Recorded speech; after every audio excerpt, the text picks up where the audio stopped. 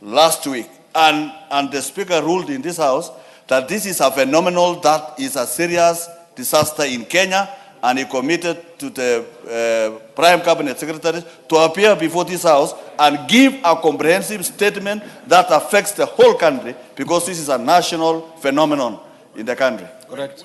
So it will be handled appropriately. The matter will be handled as directed by the Speaker.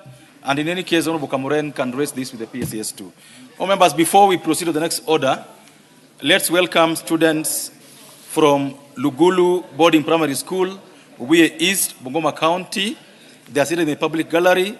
And students also from Nairobi Muslim Academy, Langata constituency, Nairobi County, also in the public gallery. Members, we welcome students to Parliament and to follow our proceedings this morning. Go ahead. Yes, there is.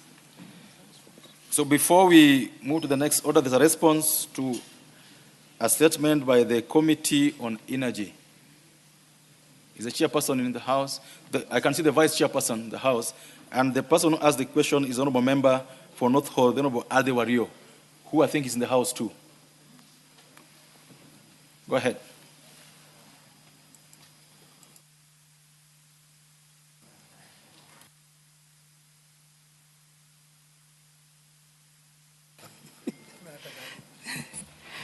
Thank you, Honorable Speaker.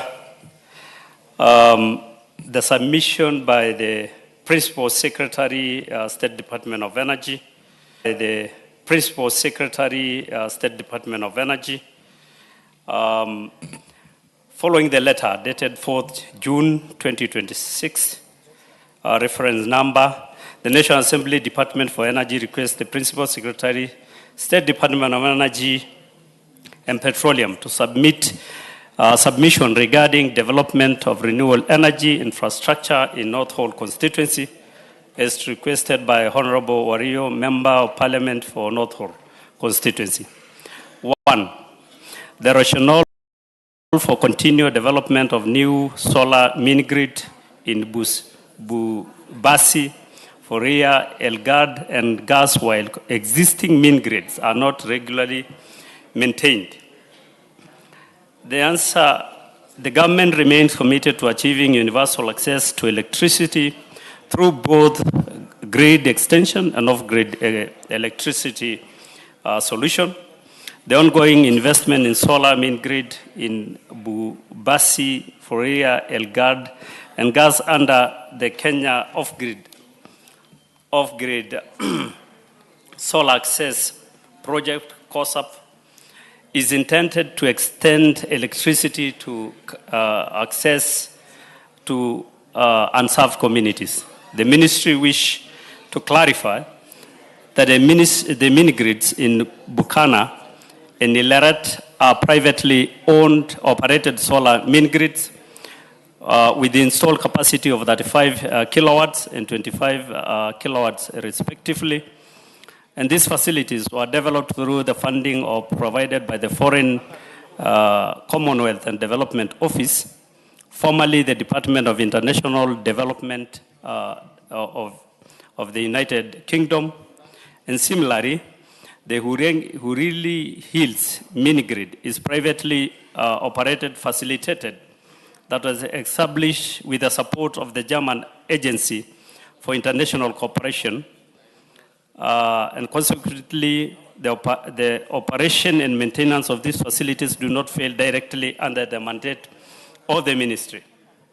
In regard to government-owned facility, the ministry through REREC has developed 26 solar mini-grids across the country, including Busela solar mini-grid located in North Hall.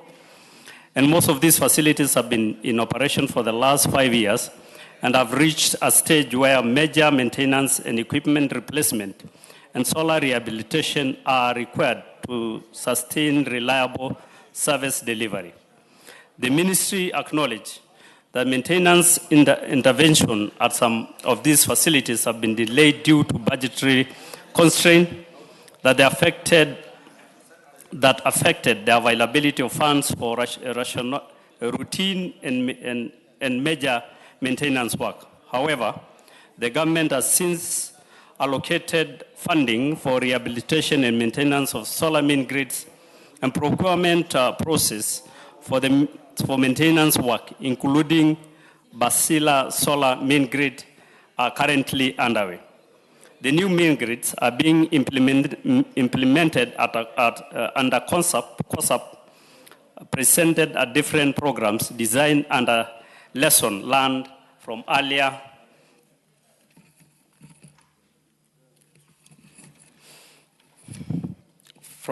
mini grid deployment. Chairperson, are you able to summarize your response? All right. 2, clarify the reasons for non-connectivity of North Horr constituency to Lake Turkana wind power, despite proximity of the constituency to the program. To address connectivity challenges, the government has adopted a dual approach comprising target grid expansion, where technical and economical feasible and deployment of off-grid solution, such as solar main grid in remote settlement. The ministry remains committed to increasing electricity connectivity to North Horr through ongoing investment of mini grids, renewable energy system, rural electricity programs, further transmit and distribute infrastructure development. And in this regard, funding of mini grids, off-grid solar access, COSAP, in the exchanger program, the ministry is implementing solar and boreholes borehole installation of new mini grids and replacement of batteries in existing mini grids project. North Horr constituency, because Honorable Speaker, there is a table annexed to this report, and we will actually give to my colleague. I think he will read for himself. The ministry recognizes North Horr constituency in the greater northern Kenya region as a lower electricity connectivity related to other areas in the country. This partially due to grid being far and high cost of extension of main grid lines. In order to address this, the ministry through REREC had adopted the following strategy. 1, enhance cooperation of renewable energy strategy by mapping all potential areas for installation of modern mini-grids. 2, application of affirmative action in allocation of budgets. 3, enhancing, adapting alternative energy technologies through solar or boreholes to sustainable power solution to power the projects provided a meter for domestic use. Plans which the ministry has energy to invest the tap wind and solar power potential in North Grid.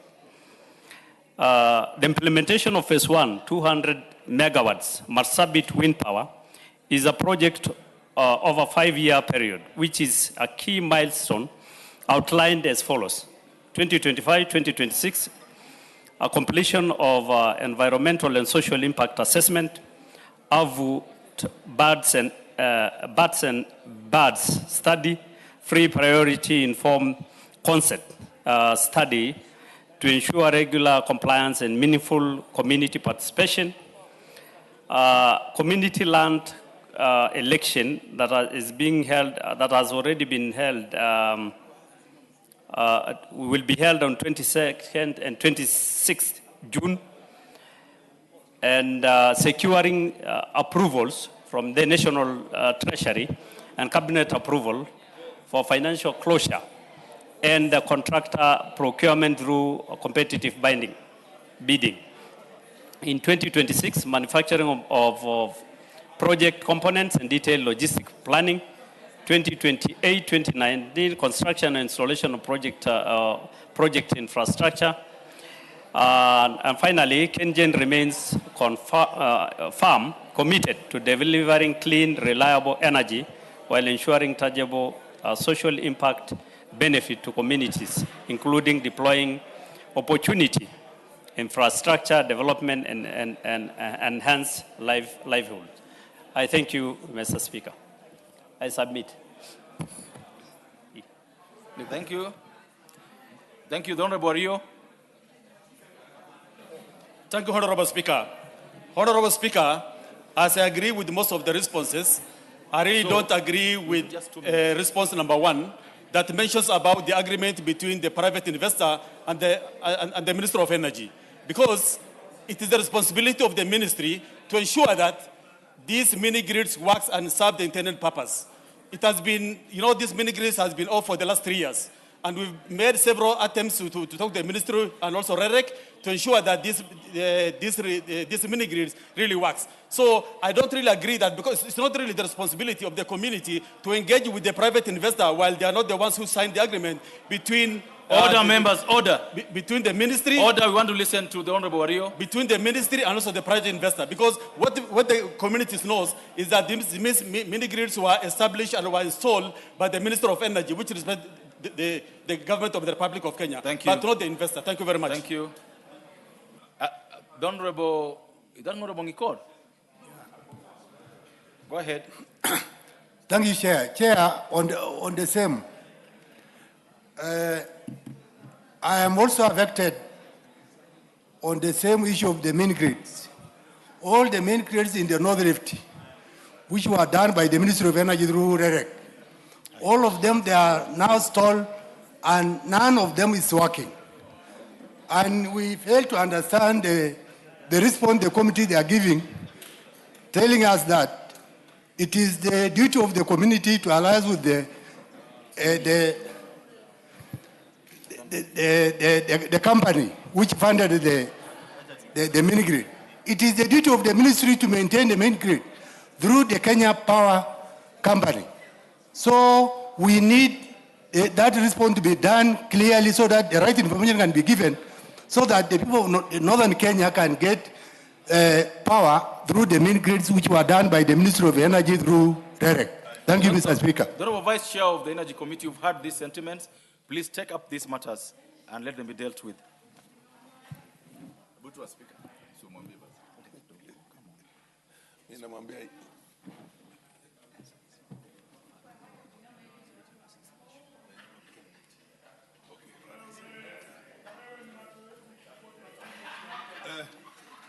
The Honorable Hassan Farah, where is he? Go and ask your question. Go and ask your question.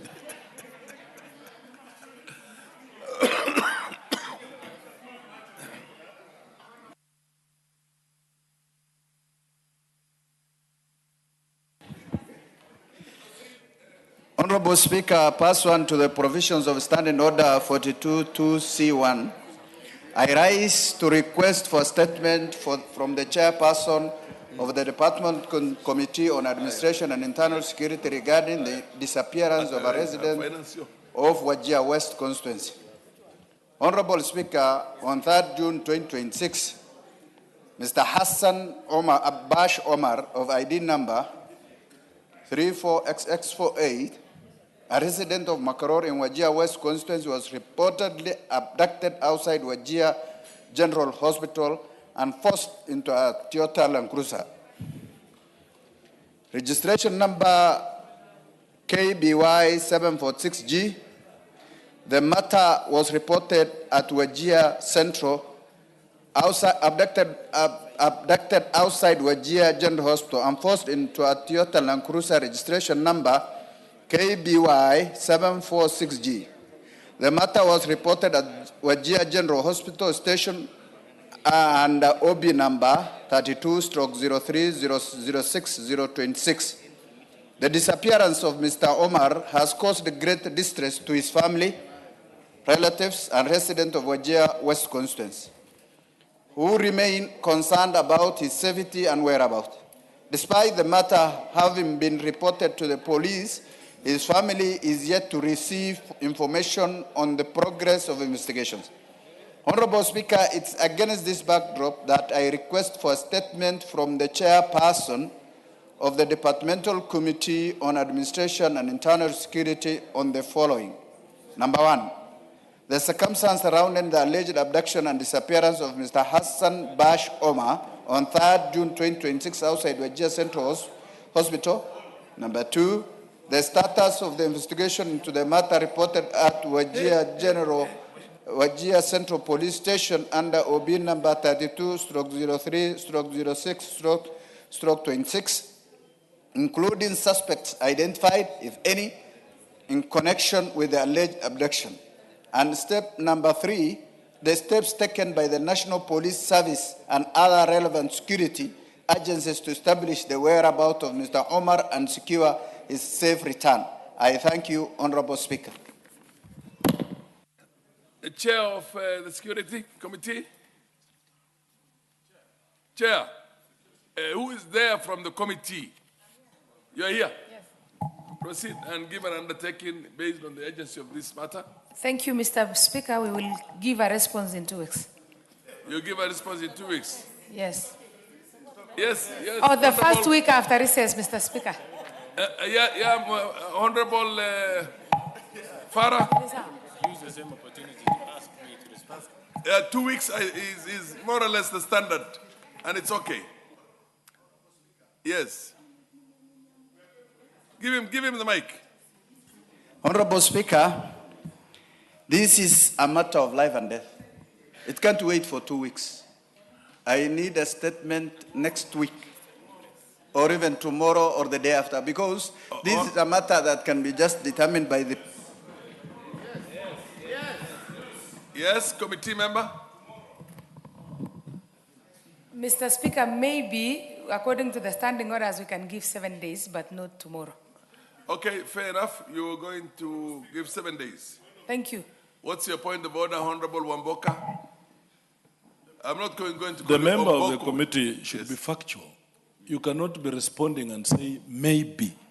Are we having a response in 7 days or not, Honorable Speaker? The chair is going to make sure that specificity itself is so when exactly are you going to have that statement? Next week on Wednesday, Mr. Speaker. Next week on Wednesday? Yes, Mr. Speaker. It's so directed. On that... Yes? On another aspect, Mr. Speaker, yesterday the Speaker of this House directed that the Chair for Defense respond to my question that I asked more than 2 weeks ago, and it was also an urgent issue. So since he is here today, Mr. Speaker, I would wish that he responds to my question before we move on to the next Chair for agenda. Defense. Chair for Defense. Honorable Koech. Honorable Speaker, as much as she actually requests for the response, I want to say that there's a lot of frustration that my committee is receiving from the State Department of Diaspora. I've engaged them last week, this week, and generally Ministry of Foreign Affairs. And probably I will seek at this point your indulgence, Honorable Speaker, because I have been unable to reach anyone to get that response. I have been trying to call the officer who's in charge of liaison, including my clerk, and I want you to direct that actually they need to take questions from members seriously. So I seek your indulgence, Honorable Speaker, in that regard.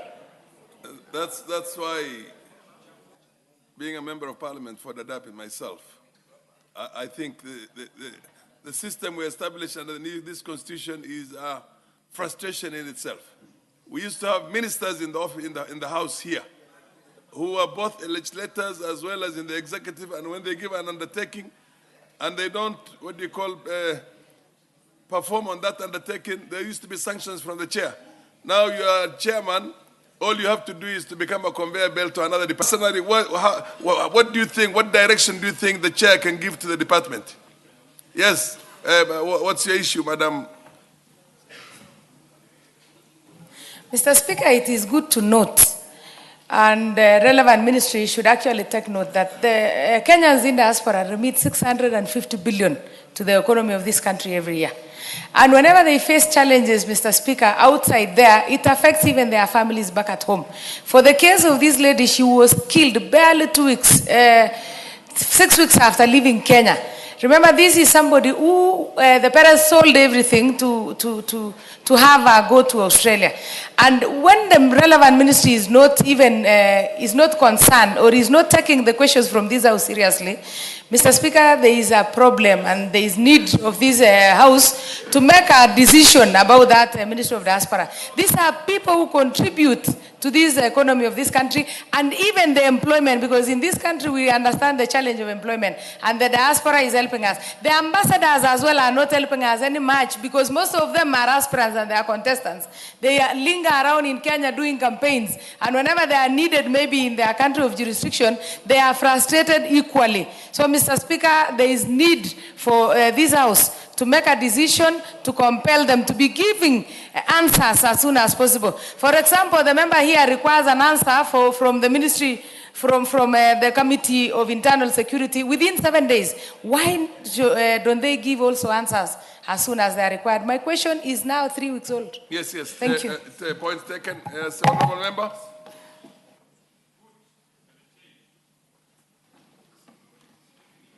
Yes, proceed. You have the mic. Thank you, Honorable Speaker. Honorable Speaker, if the chairman of the Defense and Foreign Relations Committee is facing frustrations from the ministry. And basically, yes, absolutely no powers. Correct. I am a member of the Diaspora Committee. The same frustrations we also face when we make inquiries on situations faced by Kenyans abroad. Mr. Speaker, if it pleases you, may you direct that the minister himself comes to the House to respond specifically to that question and any other issue that we have raised. Macau is on a point of order. What's your point of order, Honorable Macau? Thank you, Mr. Speaker. Mr. Speaker, the honorable member is saying that he is a member of the Committee on Diaspora. Mr. Speaker, the chairman, Defense and Foreign Affairs, is a member of Kenya Kwanza. So is the member. Are they trying to tell us those ministers? They are here in the order, Honorable Macau. Those ministers are incompetent. Order. Mr. Speaker, can you order them to bring an impeachment? Order, Honorable Macau. Order, Honorable, you're out of order. You're out of order. They are here in their capacity as chairman of their respective committees and they're members of parliament. And that's the executive. They do not run the executive from parliament here.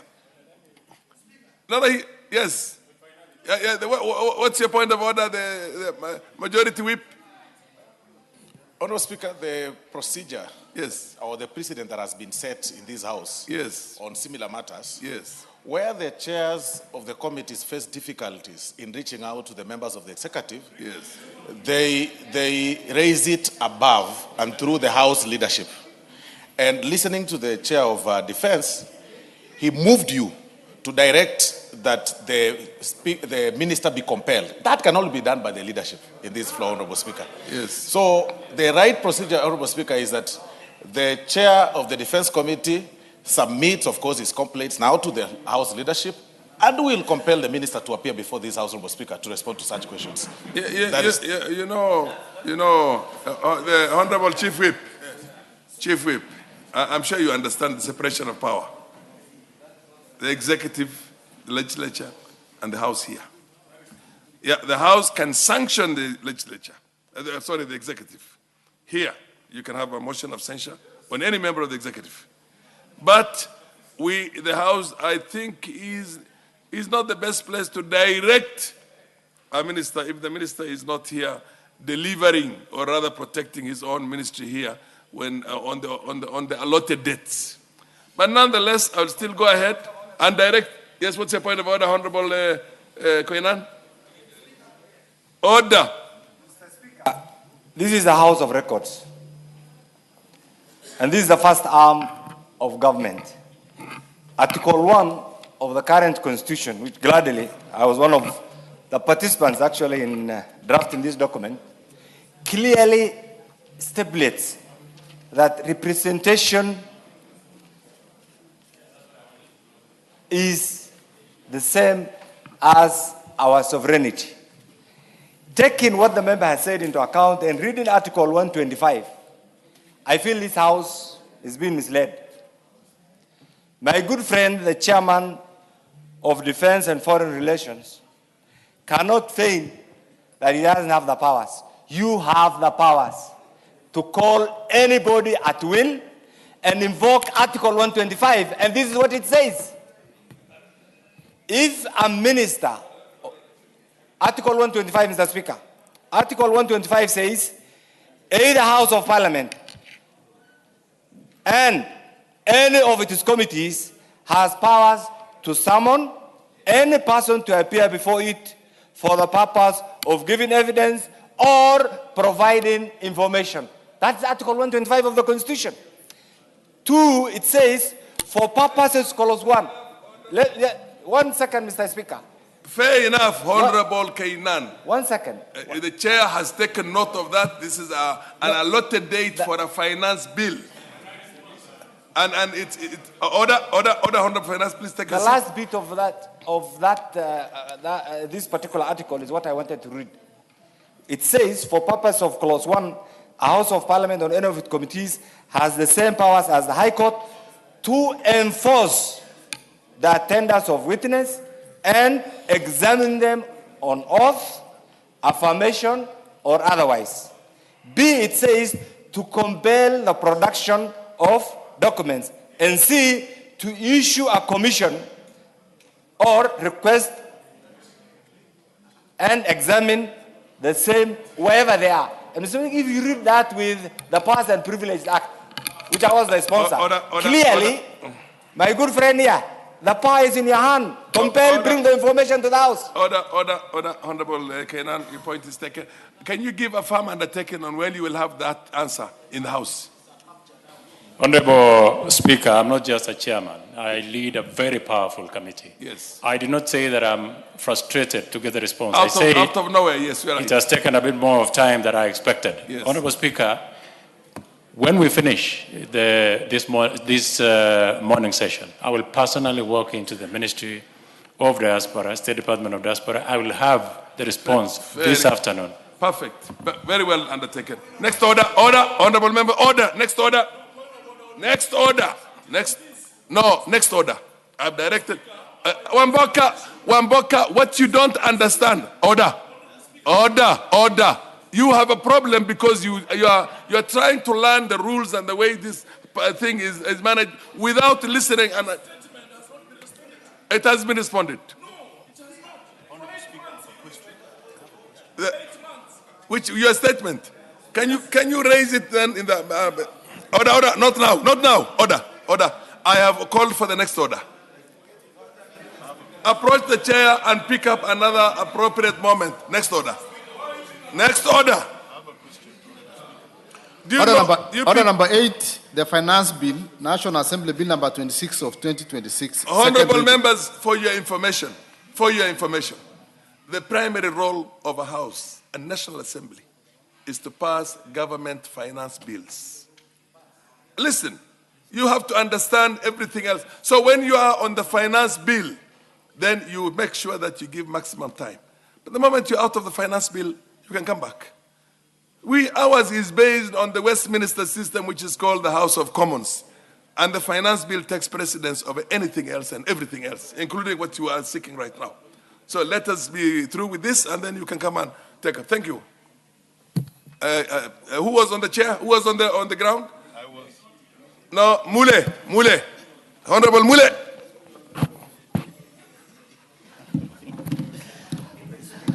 Thank you, Mr. Speaker, for this opportunity to contribute to the Finance Bill 2026.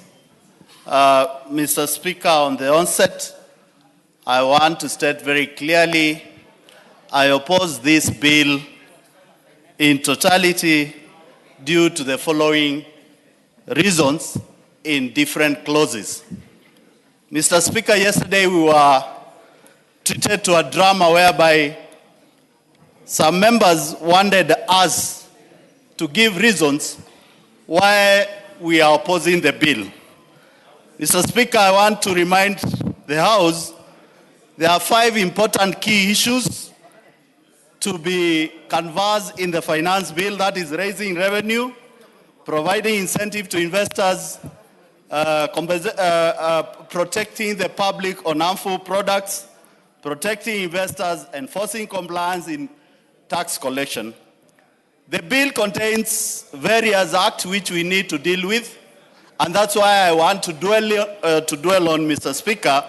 That is the Income Tax, VAT Act, Excise Duty Act, Tax Procedure Act, Miscellaneous Finance Levies, and other related acts, Mr. Speaker.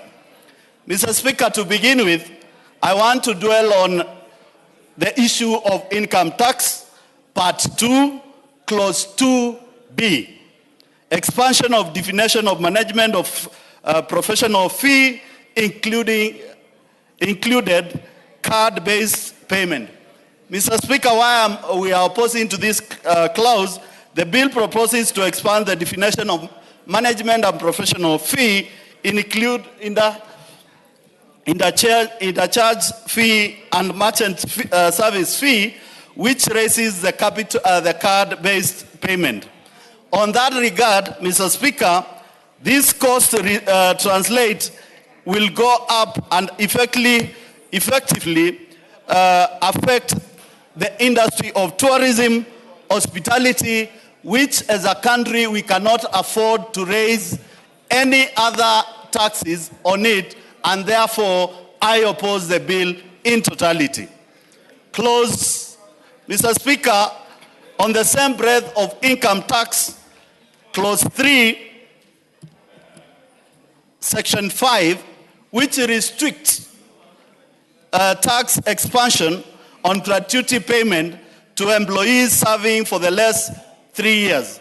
Mr. Speaker, this is a dangerous clause in this bill, which will definitely, Mr. Speaker, affect any employee who is having a contract which is less than 3 years.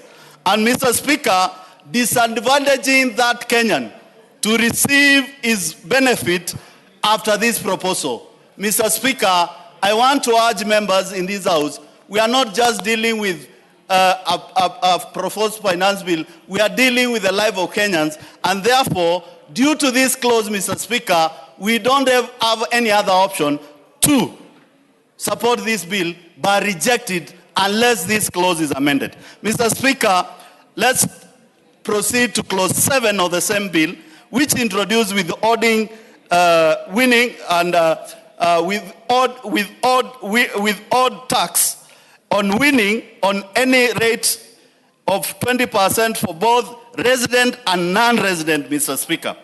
Mr. Speaker, our youth in this country are engaging into different competition globally. They are engaging in different activities globally.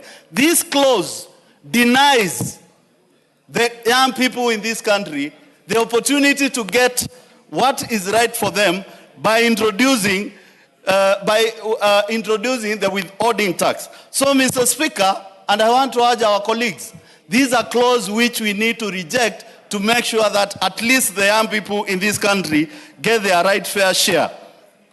Also, this reduces the income of the better establishment of the youth and the blue economy the Kenya Kwanza government has been talking about. I cannot understand the Kenya Kwanza government. They are saying they are pro-youth. They are saying they want to encourage the youth. They are saying that they want to make the youth of this country have money in their pocket. This clause 7, Mr. Speaker, denies the youth of this country that opportunity, and that's why I call for the rejection of the Finance Bill 2026. Mr. Speaker, clause 16 of the same bill introduces a 60% minimum threshold of deemed dividend on undistributed profits, Mr. Speaker. Mr. Speaker, the bill proposes to tighten the deemed dividend rules by requiring that at least 60% of the company undistributed profit be treated as dividend if the profits are not distributed within 12 months, Mr. Speaker. Mr. Speaker, this is the same government which is trying to encourage people to get into business. Yet they are introducing a clause whereby the profit of the company are being directed how they need to be distributed.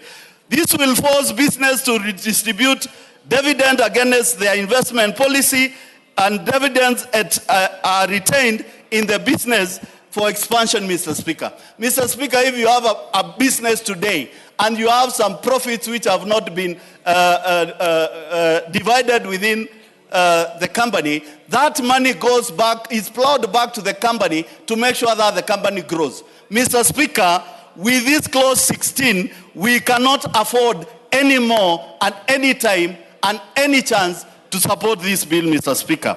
Mr. Speaker, there is a change of clause 18 and 19 in the same bill.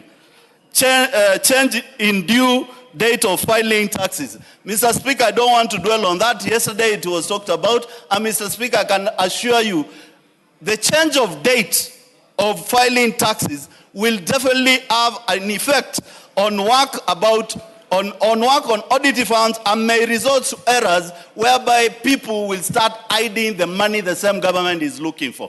These are clauses which calls for me to reject the bill. Mr. Speaker, clause 22. Removal of preferable withholding tax rate for East African citizens on dividend and on dividends. Mr. Speaker, the removal of this concession will increase tax burden across border investment within East Africa region, which impacts the attractiveness of Kenyans to be a destination of investment. Mr. Speaker, as we sit here, we are complaining that Tanzania has better investment attraction. Uganda has better investment attraction. Rwanda has better attraction investment regime. Mr. Speaker, if clause 22 is implemented and it is in the bill, I can assure you we are going to lose more investors to our neighboring, and Kenya will still be a laughing stock to investors because of this clause. So, Mr. Speaker, we call for the rejection of this bill in totality, or we do amendments to them. Mr. Speaker, let me go to part 3 of the bill, which is value-added tax, Mr. Speaker. Clause 28 of the bill, extension of waiting period of VAT refunds and bad debts under Section 31 of the VAT Act. Mr. Speaker, the VAT Act currently allows taxpayers to claim refund on bad debt where the debt has remained unpaid for less than 2 years, Mr. Speaker, for supply, provide the claim with which is made within 10 years. Mr. Speaker, this will deem business funds for investment, Mr. Speaker. The same logic, Mr. Speaker, the Kenya Kwanza government thinks about creating an environment, bring a clause like this, which is killing Kenyan business in Kenya today, Mr. Speaker. Mr. Speaker, with clause 28 of the part 3 of the bill, we call for the rejection of Finance Bill 2026, Mr. Speaker. Mr. Speaker, under the same part 3 of VAT Act, which is clause 29, expansion of tax invoices reassurance requirement under Section 42 of the VAT Act. This section requires only VAT registered person to issue a tax invoice for purchase of the time of making taxes supply. It is also limits members. Mr. Speaker, this clause calls again us as members to reject this bill. This may be result to heavy burden on compliance on small, medium enterprises, killing the same business, Mr. Speaker. Lastly, Mr. Speaker, is the issue of items being moved from zero rating to exemption, Mr. Speaker. Mr. Speaker, we have seen items being moved from zero rating to exemption, which has an effect on the moving of items from exemption will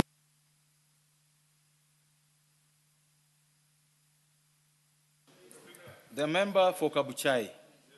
And other members, anyone who doesn't have a member who has no card, please go get a card and then log in. And allow me, as the chair of this session, to follow this order in the order at which you logged in. Yes. Thank you very much, Mr. Speaker.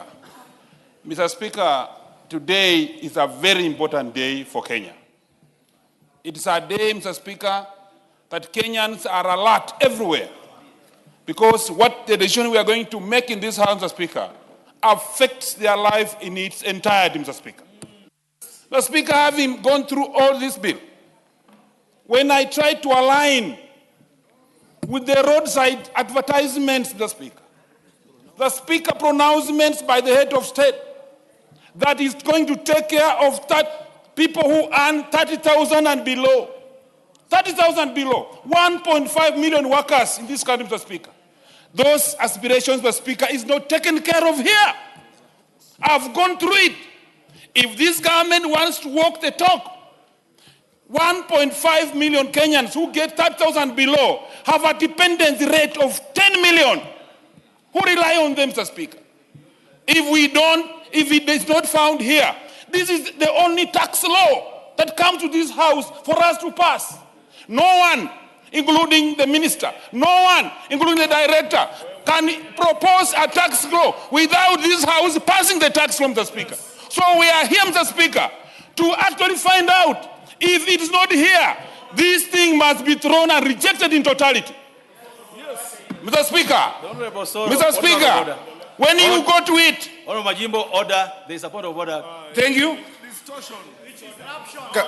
Honorable Speaker, I rise on the point of order, Honorable Speaker, on matters relevance. Honorable Speaker, what we are discussing today here is the report by the Finance Committee that is already before us.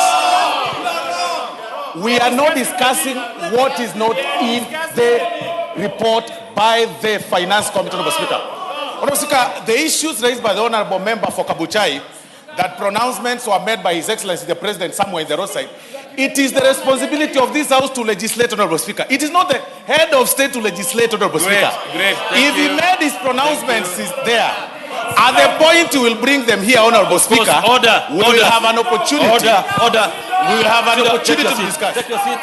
Honorable Speaker, Take your seat. Honorable Speaker, you will not allow head class, Honorable Speaker. This is a House of Take your seat.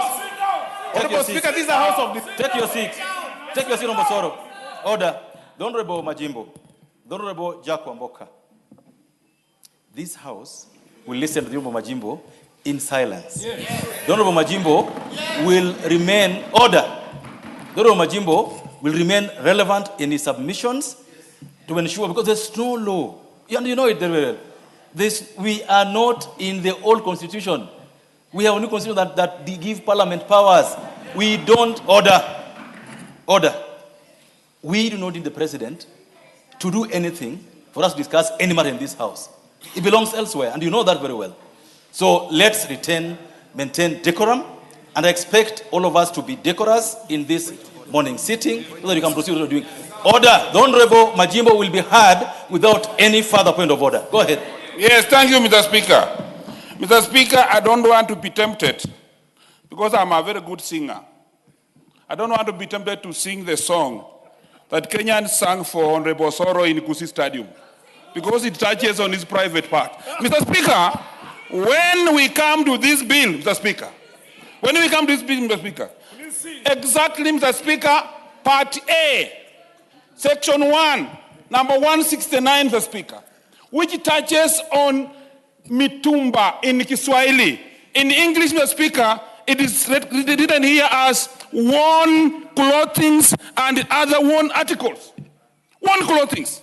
Mr. Speaker, this product has been moved from zero rated to tax exempt. What does that mean, Mr. Speaker? We went to school properly. We know when you cannot claim any tax on it, then you will pass it to the consumer. That is what we mean, Mr. Speaker. The price of mitumba will increase. This House, Mr. Speaker, does not. Mr. Speaker, we must be honest on what we are bringing here with the members of this country. Mr. Speaker, when I come to, Mr. Speaker, we are reading, Mr. Speaker, and you are seeing me referring to every clause. Mr. Speaker, when you come to the non-resident landlord, Mr. Speaker, that article here, Mr. Speaker, they say that actually the imposition of non-resident rental income tax. Mr. Speaker, you realize that here it says that actually a tax to be known as non-residential rental income tax shall be payable by that non-resident person at the rate specified in the third schedule. Mr. Speaker, when you go in the third schedule, and I've gone to this very properly here, the third schedule, Mr. Speaker, the only relative close to that is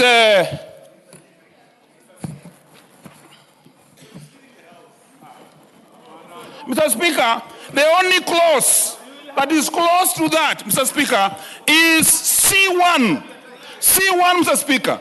And on C1 it says, in respect of a rent premium or similar considerations for the use of occupation or immovable property, 30%, Mr. Speaker, is payable. We want this committee to tell us, before the 30% that is imposing, what was that percentage before? It was 7%. Where the tenants were withholding, they are withholding the money for the purpose of KRA. It was 7%. In this document, Mr. Speaker, we imposed 30%. 30%, Mr. Speaker, means what? If you are paying rent of 10,000, Mr. Speaker, you will have to submit 3,000, Mr. Speaker. Honorable Soro, allow the Honorable Majimbo to finish his submission. You'll respond to him. You'll respond to him. Go ahead. Mr. Speaker, I will further inject, Mr. Speaker. When I'm injecting this sense, Mr. Speaker, the whole nation is watching us. This house is making the law for posterity. We must put Kenyans in their right position. And Mr. Speaker, Kenyans are not fools. When they watch and we read here, and we say that we have not imposed any tax on Mitumba, here on the floor of the House, and yes, it's put here in clause 169. Mr. Speaker, this puts us in a very awkward position. If, Mr. Speaker, I heard well, the minister also reiterated that those Kenyans who earn 30% and below, 30,000 and below, 30,000 and below, they were going to be exempted from pay-as-you-earn tax. Mr. Speaker, any law that deals with the tax must be brought here. And it must be put in here. It is nowhere. We are saying, and that's why, Mr. Speaker, we are saying, we are telling this government, Mr. Speaker, to be a one-term government. It is going to be one-term government because, Mr. Speaker, it doesn't carry the aspirations of the Kenyans. Thank you, Mr. Speaker. Now, I want to request as follows, because I know all of us are emotive. Let us be factual. You know, I'm listening to Honorable Majimbo, and he refers to clause 169. And you know it's not there. So, order. Just sit down. I will.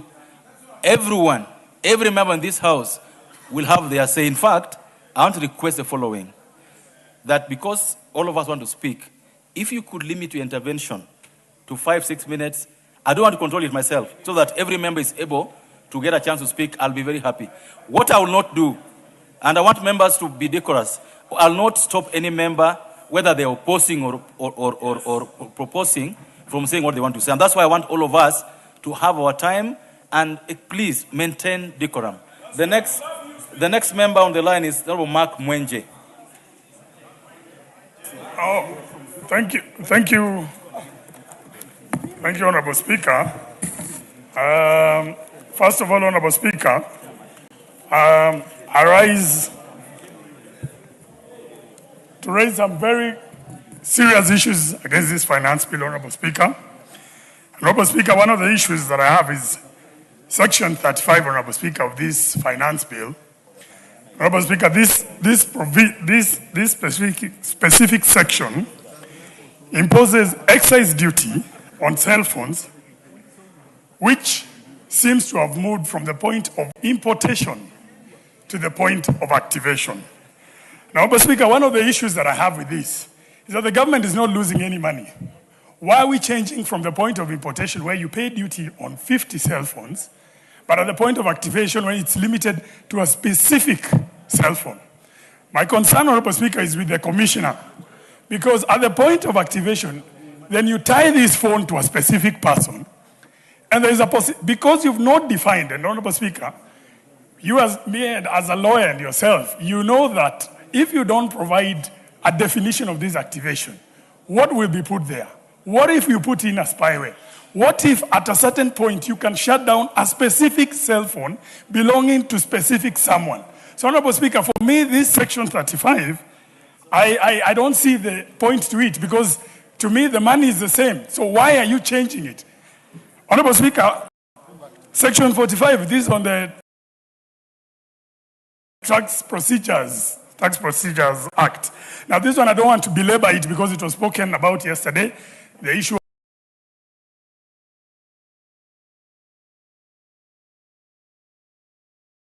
I hope the chair would be here, but the administration of fair hearing is a constitutional right. Even if you delete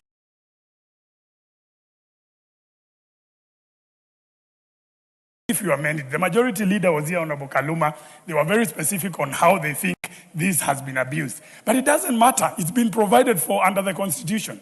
So even if you delete this provision, I can assure you somebody will go to court and this whole thing will collapse. So we might as well not play around with something that we both know is going against the Constitution, Honorable Speaker. Honorable Speaker, under Section 23 in the same Act, Honorable Speaker. Now this is on capital gains tax. Now the threshold, whenever you have a transaction that derives value in Kenya, usually for capital gains tax is at the point of where you reach a threshold of 50%, Honorable Speaker. That is the standard within East Africa and quite a number of African countries. Now this is lowering it with this amendment to almost 1%. If you look at our income tax, it provides it at about 20%. So to me, what you will do is that you'll make all these investors who come to Kenya and at times are exempt from this capital gains tax because the value gained in Kenya does not achieve the 50% threshold. All these people are going to go to our neighbors. So who's losing? So all those investment firms in Kenya, all those law firms that are working here, all those funds that work in Kenya, the insurance companies, all those are going to start losing business right here in Kenya. Now, Honorable Speaker, one of the things that yesterday, if you'll remember, and once again, I'm happy the Honorable Ruto was here because I believe he mentioned this issue. Taxes should be predictable. That's what the chair said yesterday. And any accountant, anyone who is in the tax regime says that taxes should be predictable. It means 5, 10 Kenya. How the tax regime is going to be. Now tell me this, Honorable Speaker. 1.5% withholding tax on scrap metal, which the Honorable Mbadi, when he was highlighting the budget, mentioned right here. It's in this bill. Explain to me, Honorable Speaker, how predictable it is to impose a tax in 2024, to remove it in 2025, to bring it back in 2026. How predictable is that? In 3 years, you've changed the tax 3 times. Now, let me tell you what's going to happen.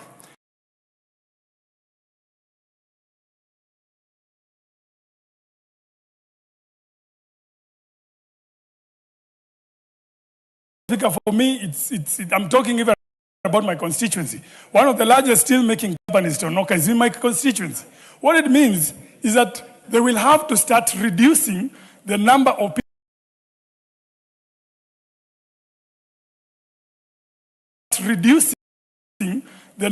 people who are working there. So it directly impacts the jobs that are there, Honorable Speaker. And I'll explain as I move forward, Honorable Speaker. Now, when it comes to raw materials, which I also used, Honorable Speaker, allow me actually to talk about coal first. We've now imposed 5% excise duty on coal, which some cement companies, some steel companies use. Now, that means, first of all, you should all know, coal is not available in Kenya. We import it. We import coal. So, in Kenya, now, at the current rate, we are at 9.5%. Uganda is at 1.5%. Kenya is at 2.5%. All these countries are importing coal. Now, when you consider what has been happening, because, Honorable Speaker, coal is used as a substitute for energies. So at times with, Honorable Speaker, some of my companies which have been using diesel, one of these companies in my constituency, when electricity was lost for 2 days. They incurred a cost of 3 million. Electricity in 2 days.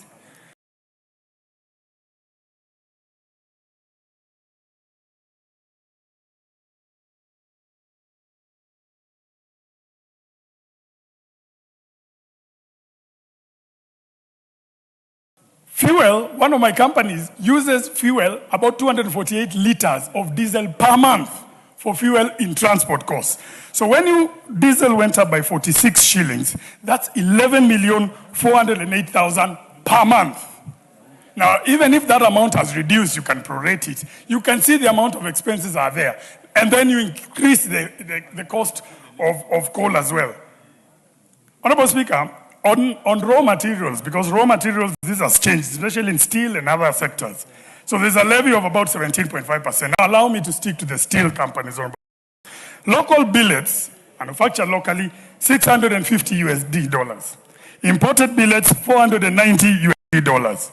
The wire rods in Kenya, the taxes that are charged, you've seen those wire rods all around.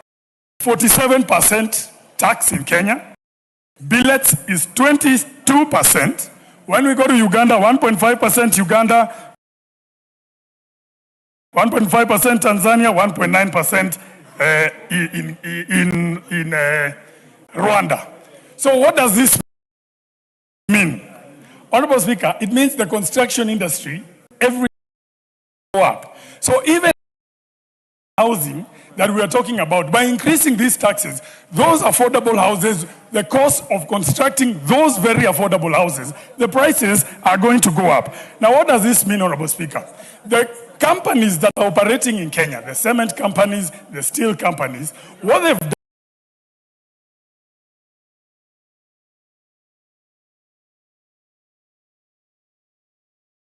across the border in Uganda and Tanzania, and the companies in Kenya, stop manufacturing and become trading companies.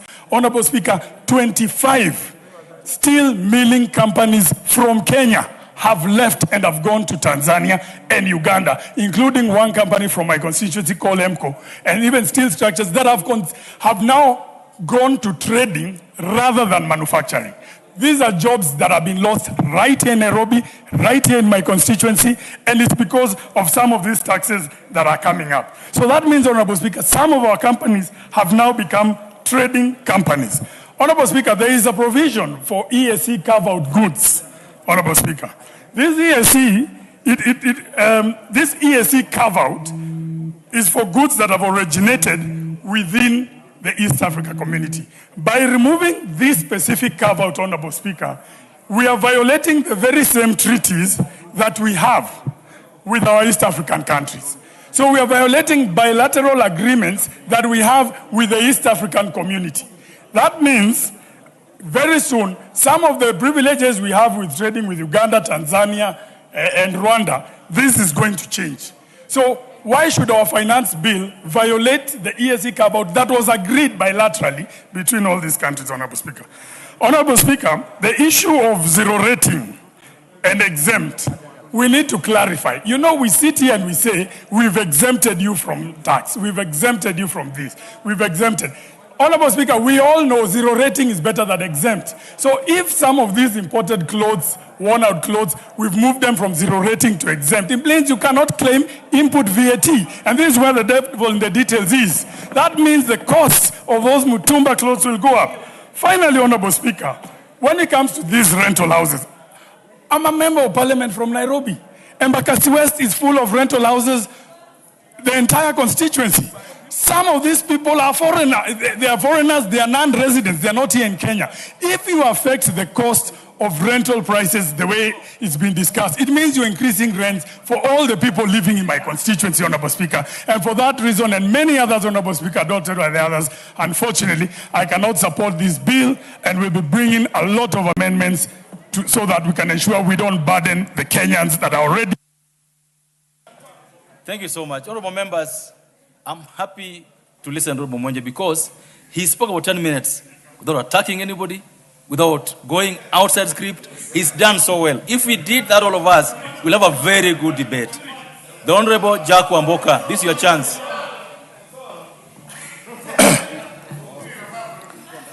Thank you, Honorable Speaker, for the opportunity to speak. But first, let me make this clear, that we will debate in the way we deem fit and necessary, as long as it conforms to the laws of this House. So nobody should lecture us, Honorable Speaker, how to align our debates, how to debate, and on that, Honorable Soro, keep quiet. Honorable Speaker, I rise to oppose the Finance Bill 2026 in its present form. And let me say from the outset what this debate, Honorable Speaker, is not about. It is not about whether the state needs money or not, Honorable Speaker. Of course it does. Roads have to be built, Honorable Speaker. Hospitals must be stocked. And you know my pet subject of teachers. Of course, teachers have to be paid, teachers have to be hired, and police, and so forth, Honorable Speaker.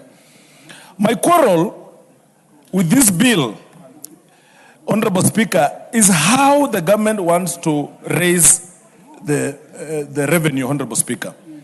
When you read it closely, and not just in the headline rates, but in the schedules where the real work is done, this is a bill that will make life more expensive to ordinary Kenyans. And it does so quietly, Honorable Speaker. It's like cancer. It eats you quietly, but ultimately you are destined for death, Honorable Speaker. Honorable Speaker, my single biggest problem with this bill is that it hides price increases inside technical tax languages. Its favorite trick is to move essential goods from zero-rated VAT to exempt VAT.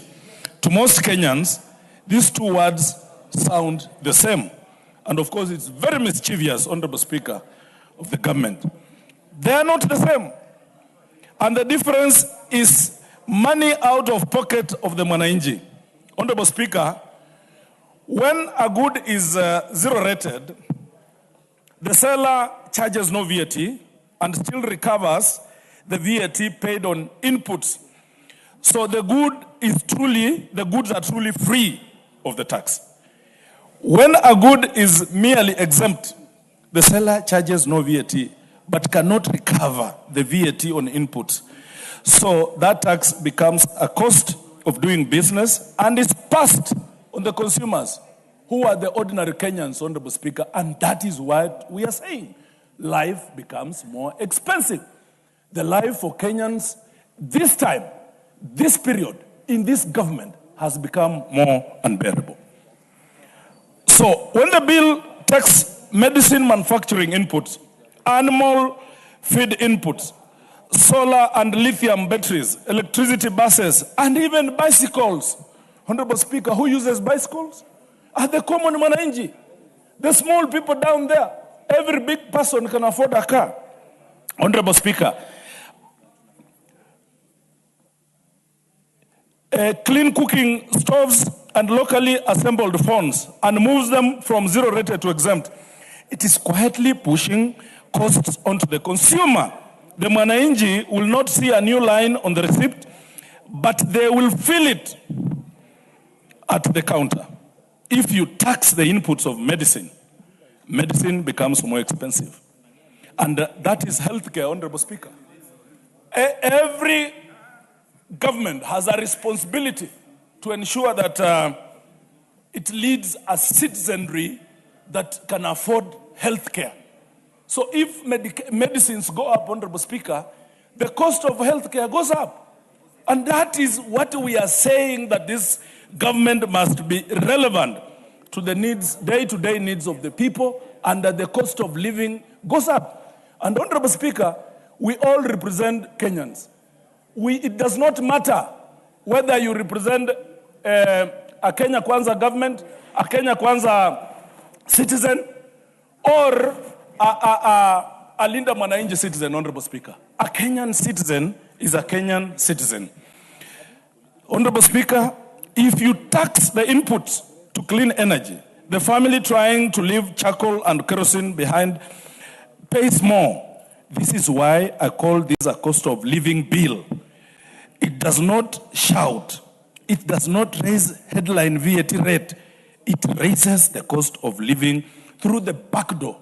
And honestly, Honorable Speaker, it kills slowly, but ultimately, mwananchi goes down. I come from a sugarcane farming region, Honorable Speaker. And this now tax are applicable to sugarcane transportation. And Honorable Meli knows this, Honorable Speaker, because at the end of the day, if this one is introduced, Honorable Speaker, the manufacturers will pass this cost to the consumer, Honorable Speaker.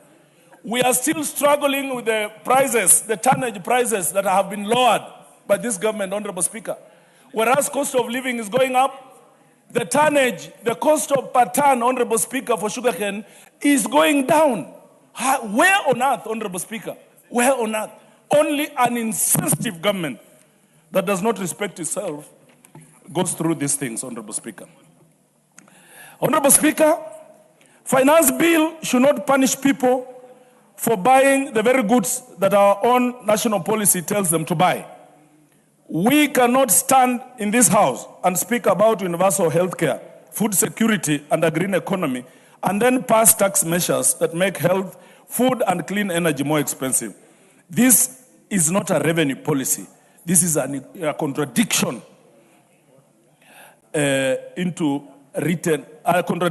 written into law, Honorable Speaker. Honorable Speaker, I'm equally concerned that this bill taxes the digital economy in a way that lands hardest on small people. It pulls card payment fees, switching, clearing, and settlement system into a tax net in a way that raises the cost of electronic payment. These are not luxuries. These are the payment roads of a modern economy. The trader receiving money on a card machine, the shopkeeper, the young person paying online, the citizen paying for a government service on their phone, all of them travel these roads, Honorable Speaker. The state asks Kenyans to go digital, to formalize, to leave cash behind. It cannot in the same breath make the digital road more expensive, Honorable Speaker. Who uses this digital platform, Honorable Speaker? They are young people. These are young people who probably just sit at home, who make a living, Honorable Speaker, out of the digital platforms. Some of them work at night. So when you make it more expensive, whom are you punishing? You are punishing the very mwananchi you promised that you will lift them from the bottom to up. And it has become now from bottom to bottom and to the bottomless bottom, Honorable Speaker. Honorable Speaker, and then there is a phone. The bill proposes a 25% excise duty on mobile phones, charged at the moment the phone is activated, Honorable Speaker. The phone is no longer a luxury in this country. And you know it. The phone may be a luxury to senior people in this country because you just need to call and receive. But for young people in this country, Honorable Speaker, the phone is a way to earn a living, Honorable Speaker. It is how a young person looks for a job, how a student learns and receives their notes, Honorable Speaker, work on their assignments, Honorable Speaker, how a farmer checks the market, how a mother sends money, how a citizen reaches e-citizen. To tax a phone at activation is to tax the very doorway into the modern economy. It will be felt by students, job seekers, border borders, by small traders, and by ordinary families. If the real concern is luxury handsets, Honorable Speaker, then tax the high-end taxes, Honorable Speaker, and leave alone these young people who cannot deal with the issues. Honorable Speaker,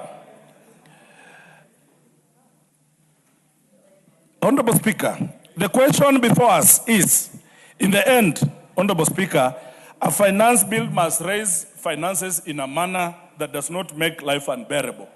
In this case, Honorable Speaker, the finance bill that we are talking about makes life too difficult for every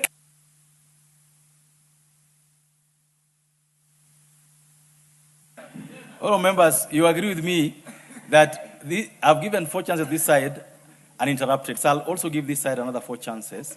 Then we come back this side. And I have to be fair to the House. I must be fair to the House. And it doesn't matter what you do on that matter, because I've decided that's what we're going to do. So this side, we're going to have another 4, then 4 this side. So can I get from the list I have here, the first one on this side is Honorable Marianne Keitany.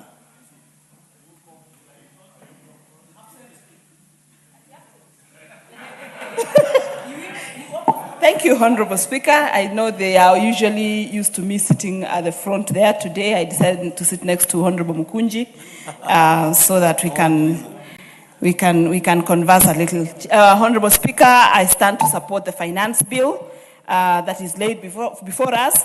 And the first aspect I would like to bring on the finance bill is the issue of exempt and zero rating of certain items, especially the items like the locally assembled, manufactured mobile phones, electronic buses, lithium-ion batteries. The bill initially proposed that these items be moved from zero-rated to exempt, but the proposals that have been put on this bill is that these items will go back or will be reverted back to zero rating, because that proposal had been given in the Finance Act of 2023, and that therefore promotes this particular industry and ensures that these items continue to get more traction in the market, and therefore they become very affordable. The other issue I'd like to raise on this finance bill is the gratuity period that had been raised for people who are earning or who are on 3-year contracts. Initially, the bill proposed that gratuity be zero rated for gratuity be paid to be exempted for employees who are on gratuity or about it was open for everyone. But for now, we've said that gratuity be charged on employees who are on a 3-year contract. And this would then propose that even for those employees who are on a 1-year contract, that can be proposed in the Committee of the Whole House, that employees who are on a 1-year contract can also benefit from the gratuity. The other issue that I would like, and I like to bring out here, is the issue on the scrap metal. You know, scrap metal is an area that has been used to kill a lot of our infrastructure, mainly things to do with copper cables and those infrastructures that assist a lot in our electrification, rail. And there's a proposed a proposal of a 1.5 withholding tax on the sale of scrap metal materials. One, this is going to regularize the market so that all sales of scrap metal will then conform to what is happening in industry. But more importantly, it also secures the scrap metal. Could we listen to the Honourable Member for Alda in reasonable silence? Thank you, Honourable Speaker. The one thing that it also does is that it also ensures that the scrap metal revenue that is going to be benefited from scrap metal dealers, the income from it is going to be regularized so that every person, every sales or every business then is able to pay taxes. And one thing, Honourable Speaker, that I notice is that many people don't want Kenyans to pay taxes, but we need the taxes to be able to run this country. And therefore, proposing the 1.5% withholding tax on sale of scrap. Order. Honourable, where's your card? Where's your card? No. I can't see it. Intervention in the House are not. In this House, you don't stand up and raise your hand. You put your card in. Proceed. Thank you. Thank you, Honourable Speaker. So the 1.5% on tax will also avoid and reduce revenue leakages that have been happening within the industry, because we want every Kenyan to be able to pay tax and be able to use the taxes, or the taxes be used to grow our economy and do the businesses or all those expenses that we put under the Committee of Supply, because we've already said we want to build roads and want to do many other things. The other issue, Honourable Speaker, is the issue of exemptions of many businesses that we are removing from tax zero rating to tax exempt. That basically is to help in the budgeting so that this budget deficit that we've had. What is order? What's out of order? Thank you, Mr. Speaker.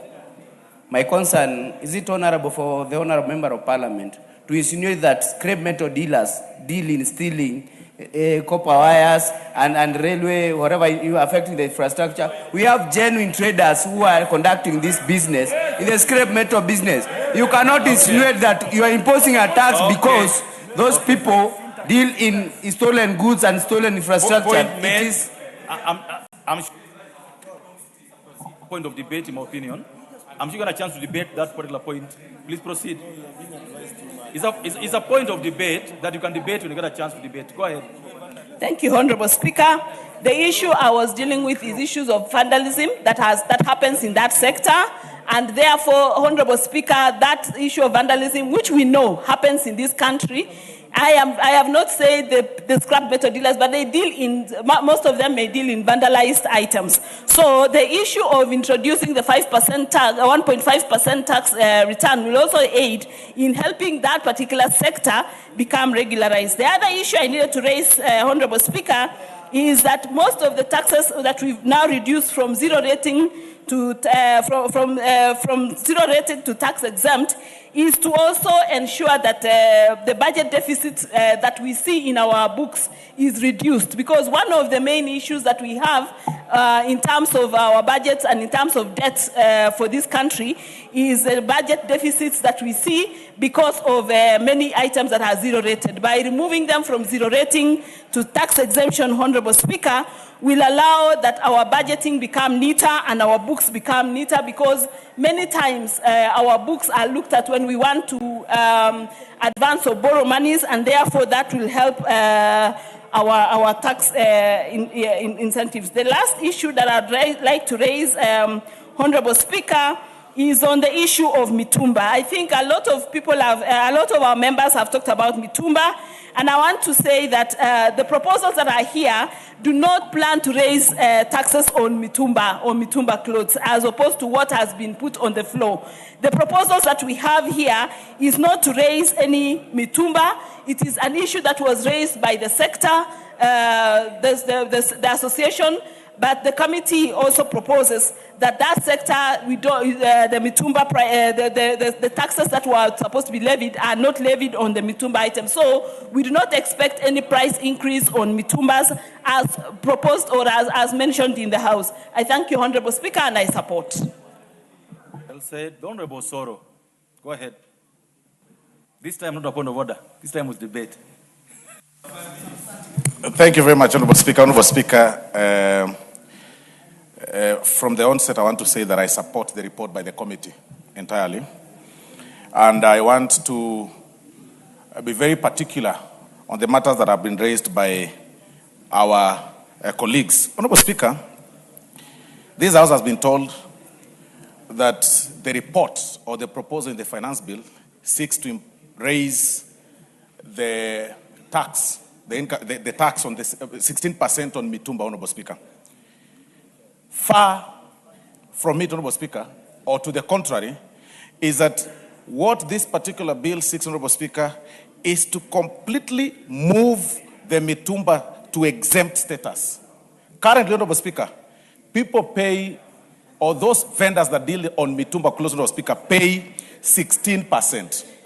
But looking keenly on the first schedule and the second schedule, Honorable Speaker, and in particular, I think clause 21, that has been deleted. It's no longer there. There is nothing called increase on the percentage of Mitumba imports, Honorable Speaker. So that is one of the lies, Honorable Speaker, that this House is being told. Honorable Speaker, this House has also been told about the non-resident landlord's tax. I need to say that again, because I've heard it and I almost believed it that there is tax increase on Mitumba. Could you just please say that again? And I really hope that the honorable members are listening. And the Honorable Speaker, if you can protect me from the Honorable Majority Leader and Deputy Man. I don't know what the Deputy Minority Leader is confusing the Majority Leader, because I think he needs some lessons. But Honorable Speaker, this is my point. Far from what they are telling people, Honorable Speaker, that there is a 16%, there is an increase in the taxation on Mitumba, Honorable Speaker. The first schedule of this bill, Honorable Speaker, and the second schedule speaks to the contrary. There has been a 16% tax, Honorable Speaker, on the Mitumba, which has been deleted, Honorable Speaker, under clause 21, Honorable Speaker, in the previous bill. So when they tell people that Mitumba price will go high because of the increase of taxes and everything, that is a lie, Honorable Speaker. Number two, in fact, it's actually being moved to exempt status.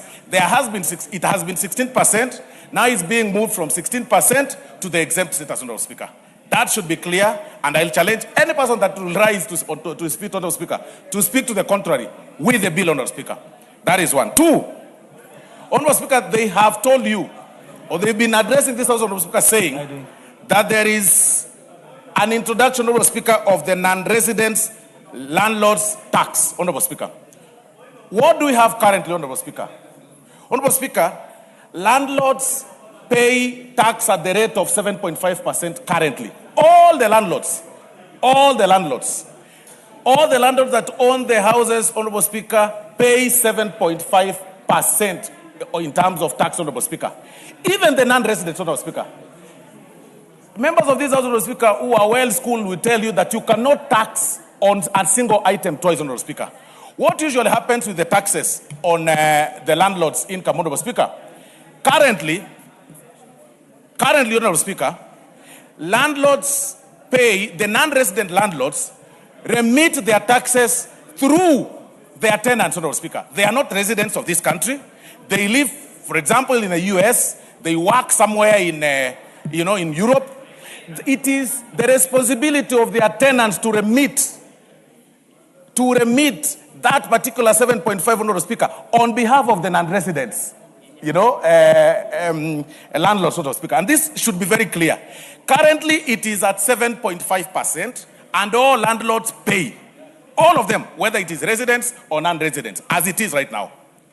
But now, the non-resident landlords, Honorable Speaker, remit their 7.5 through their tenants that live there. So what this bill seeks, Honorable Speakers, to do is to at least reduce the hassle by the tenants, Honorable Speaker, not to be remitting on behalf of their landlords. It is just to tell them, hey, you non-resident landlords, pay or remit your taxes directly. It does not seek to introduce a new tax. It is not new. Honorable Makali Mulu, you can inform the House honestly that you cannot tax a single item, twice. It is not practical, it's not possible. It is simply realigning the structure of payment from the tenants to the landlords, Honorable Speaker. Honorable Speaker, there is also an issue that has been raised here about the gratuities, Honorable Speaker. This bill, Honorable Speaker, seeks to exempt employment gratuities from the income tax. And Honorable Speaker, it's very particular. Provided that the service contract covers a continuous period of at least 3 years. Honorable Speaker, honestly, why do you say reject something like this? How do you tell people that you are on contract, your gratuity is is being remitted? Of course, you pay income tax on your gratuity after serving 3 years. This bill seeks to exempt them from that. You are telling them we are rejecting this. Are we being fair? We are moving, Honorable Speaker, to the next step, which is the committee of the whole House, Honorable Speaker. If any member here has an issue with that particular clause, Honorable Speaker, the only thing you will have an issue with is the reduction of that 3-year period, say to 2 years or 1 year, so that even those who are within the 1-year cap can be able to benefit from this. You can't just say, we reject this. How do you just reject a proposal of such nature, Honorable Speaker, when we seek to protect those people who are on contract, Honorable Speaker, from remitting income tax? So, Honorable Speaker, there are so many things, Honorable Speaker, that I'm saying here, Honorable Speaker, that are all lies, Honorable Speaker. What this particular bill, Honorable Speaker, is also seeking to curb lifestyle assets by imposing a 50% excise duty on the excisable value of antique, vintage, and classic vehicles that are worth above 10 million. That at least, sort your bliss. Even as you bliss around the country, sort it. So, Honorable Speaker, looking at this bill, and I invite my colleagues to read Because what my colleagues are doing, Honorable Speaker, in this House is dancing to the tune of an old song, which is long gone. That our work is just to reject. Honorable Speaker, that is no music anymore. That is not music anymore. Introduce something new. Challenge and say, this is not workable. Let's work on this. But just saying reject, Honorable Speaker, and you are speaking to yourself. You are dancing to old music of 1980, Honorable Speaker, and nobody is listening to that guitar, Honorable Speaker. It is already long gone. This is the best proposal, Honorable Speaker. It is going to save this country. It's going to help the people, Honorable Speaker. Unless you want a tenant to remit taxes on the behalf of the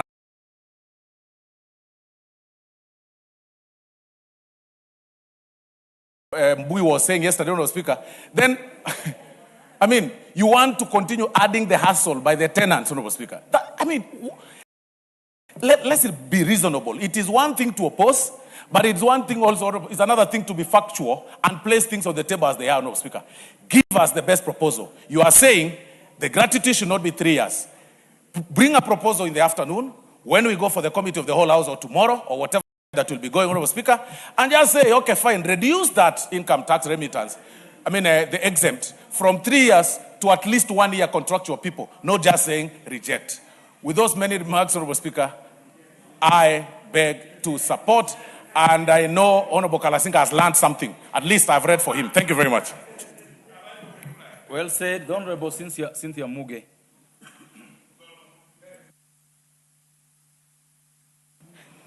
Thank you, Honorable Speaker, for giving me this opportunity to add my voice to this Finance Bill of 2026. And Honorable Speaker, allow me to acknowledge the committee that has been able to sit through this very important document for a good number of days and the suggestions and recommendations that they have given. Honorable Speaker, I'm happy to see that the committee actually went through most of the proposals that were brought to its attention and most of the lobby groups that were able to actually look into the matters and the issues that were raised under the finance bill, and they have been able to make comments in regards to the same. Honorable Speaker, I also want to acknowledge and be able to support the very progressive parts of this finance bill. If you have had an opportunity to look at this finance bill, you will realize that it has a lot of progressive parts, and it also has some parts that need to be looked into.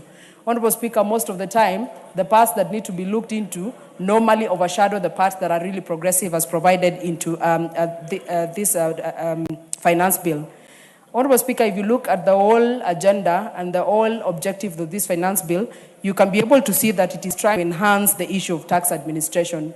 And Honorable Speaker, if you look at the specific articles, you will realize, Honorable Speaker, that there are other wins that have been listed here. And Honorable Speaker, because I do not have the time or the luxury of time to be able to look into each of the clauses, I only want to speak to some of the issues, Honorable Speaker, that I have noted and I have been able to appreciate. Honorable Speaker, allow me to speak to the issue about the tax exemption on loans that have been taken for purpose building houses or buying houses. 360, Honorable Speaker, is not little money. It is an exemption when they are trying to get a place for themselves so that they can be able to live. And you can be able to see that. Also look at the introduction, Honorable Speaker, of a pre-populated tax return system. Honorable Speaker, most of the people and most of the business people that sometimes what is needed of them, Speaker, this bill is actually introducing a tax return system. That will make compliance of tax for the people who need to file their returns, Honorable Speaker. In this particular 26, Honorable Speaker, we have compliance issues that we have dealing with for a better part of our. Honorable Speaker, we also have excise duty on bottled water. You wonder why you have to pay that amount of money around there. And Honorable, this bill has been able to address that issue that most Kenyans have been raising. It has spoken to the issue of exemplary the people. Honorable Speaker, a lot of years people have had to pay it can continue tax gratuity. And Honorable Speaker, hiring or the people who have been rendering services in this country, they can get their gratuity without being taxed a second time. That, for me, Honorable Speaker, is a plus to the Kenyans in this country, Honorable Speaker. Honorable Speaker, I have had a lot of regarding to Clause 4 that is speaking to issues of introduction of income tax, Honorable Speaker, in this country, and you have put some money in your pocket. It is only fair that you also substantially and fairly contribute to tax the country, Honorable Speaker, so that we are something that should be done. You know, as here, have an opportunity to travel to other countries. When there's a lot of restrictions who can be able to acquire developed houses, Honorable Speaker. There's a lot of regulations in that country, and I don't think, Honorable Speaker, for the people of Kenya who also to invest and is able to enjoy anything fairly contribute to the tax around it. I support. I think it's really progressive. Honorable Speaker, we have also which is choices for tax purposes. You must be ready to do of tax only do business that is actually supposed to be able to give in using the lack of restrictions, Honorable Speaker. And Honorable Speaker, I think the provision of clause 29 is helping us, Honorable Speaker, so that everyone is actually doing business and everyone who gets something. Honorable Speaker, clause 31. The VAT at 16%. This one is public partnerships. You see that this finance bill is able to specifically for any goods or services here, they are able to deliver a service at the private-public partnership, PPPs, Honorable Speaker. And I think, Honorable Speaker, this is helping PPPs for us to be able to implement some of the projects that we have around. Lastly, Honorable Speaker, the government, and especially the government of Kenya Kwanza, has also made commitments previously. Part of the commitments that has been able to make about of as an administration, you must be able to action words and the promises. So part of the promises that the Kenya Kwanza make sure that limited to can be able to do something, get to have a tax relief. And Honorable Speaker, the discussion about zero rating and what can be accepted as a country and as a people and as a leadership, we should enlighten our people so that they can handle on what is zero rating. And again, Honorable Speaker, to make sure that zero rating is actually. So I support the committee's report and the proposal on the finance bill, and I support what has been given here. And the provisions, Honorable Speaker, that we have a problem with. The reason why we so that we can make those provisions a little better than they are as we speak, Honorable Speaker. So I support the finance bill and I support the committee report on the same. I thank you, Honorable Speaker. Visiting us from Kitui County, students seated in public gallery from Jansil Junior School, Kajedo North, Kajedo County, from Al Ansaru Nursery and Primary School, Kamkunji constituency, Nairobi County. Got students in the Speaker's Gallery from Kilimani Senior School, Langata constituency, Nairobi County. They are all welcome to all our proceedings this morning and to participate in what goes on, see what goes on in Parliament this morning and in the afternoon. Thank you. Next, of the last four would be the Honourable Member for Tinderet. Then we come back this side for another four. Thank you, Honourable to support the finance bill. More importantly, the finance bill that went through extensive public participation, and more importantly, the report that the Finance Committee, led by Honourable Kuria, tabled before the House. Mr. Speaker, when the finance bill was first read in the House, it had very serious issues, which I want to tell Kenyans. The Committee on Finance went through and met Kenyans, met institutions like the Institute of Certified. They met manufacturers, the individual Kenyans who raised a lot of concerns which were actually in the bill.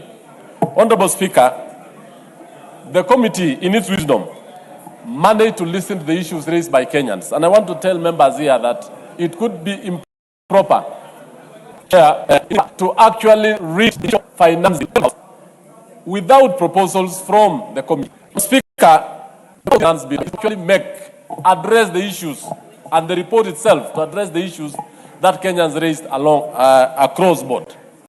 The Finance Committee, led by Honorable Kuria, moved across over 13 counties, and they were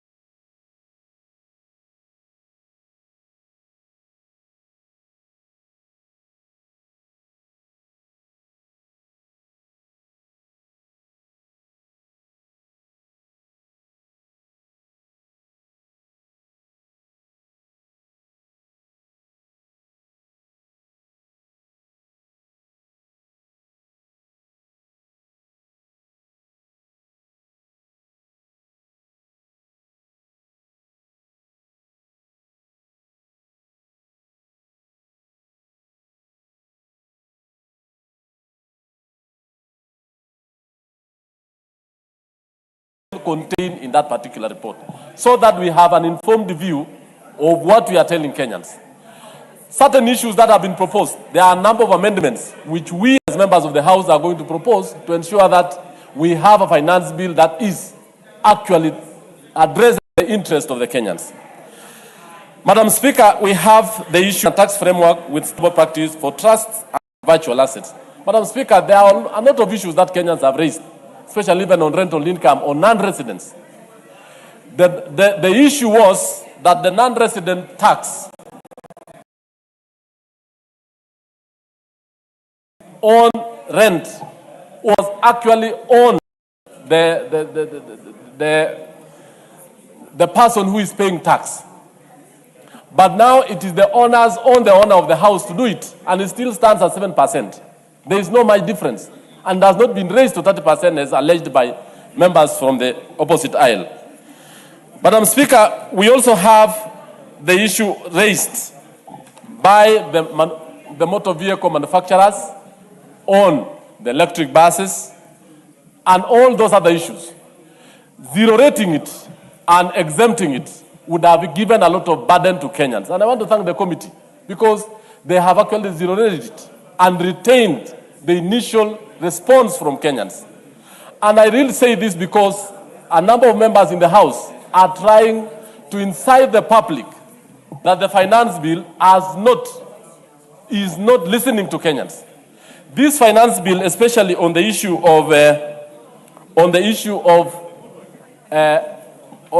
raised, especially the issue of batteries, solar batteries, locally assembled phones, electric vehicles, have all of them be zero rated, but they are not being exempt because we don't want to burden Kenyans anymore. And this is something that everyone needs to know that. And this is a proposal that has been placed before us. And I'm asking members from this House to support the proposals of the committee. Honorable Speaker, we have business groups. They raised alarms that reaches 60% dividend distribution. There was a proposal in the tax bill that any dividends that has been raised by companies, if there is an issue that it is not distributed well, and the money that is remained was presumed to be profits, it will be taxed. But the committee made a very, very important decision to delete the whole of it. And I've seen members here holding on to something that has been deleted completely. To know very well that the proposals that his House has made are for the Kenyans and for the good of Kenyans. And when we sit here as members of this House, we are not about to tax Kenyans on certain issues which are not there. Honorable Speaker, professional bodies raised a number of issues. And I want to say this. They strongly objected to the removal of the weekends, the public holidays, and all that on tax objections. And the committee listened to them. And those are some of the things that I want us to discuss and look into it. Madam Speaker, we have also the issue of zero rating the tax status for the green energy items. And I've said that, locally assembled vehicles, phones, and the rest. We have also the issue of adjusting the filing of deadlines to give individuals practical windows. Actually, this one was a very wise decision. It affects all of us. It affects Kenyans in every sector. And by reducing that, it does not put Kenyans on strict issue deadline, especially when you are filing your tax returns.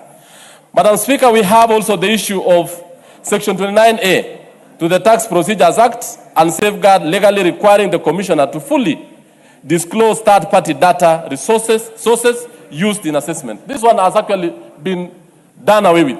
And this one was trying to invade into the privacy of members and privacy of Kenyans. And I want the members to really look at what the committee has done very well, so that as we critique and have a better finance bill for the House, we have a balanced view and tell Kenyans. It is not about this House to incite Kenyans and tell them things that are not in the finance bill and things which have already been corrected by the committee. It has been corrected by members. Already we have proposals to make sure that what the House is going to arrive at and vote for is a finance bill that is going to spur the growth of the economy, to spur the growth of businesses, to make sure that we get the revenues which are actually within range. We are not going to have things that are out of... Lastly, Madam Speaker, we have the committee deleted the punitive proposal on mid-dispute agency notices to robustly defend taxpayers' constitutional rights to fair justice.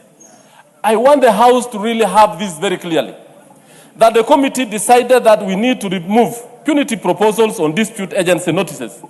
Those ones are actually going to affect the taxpayers.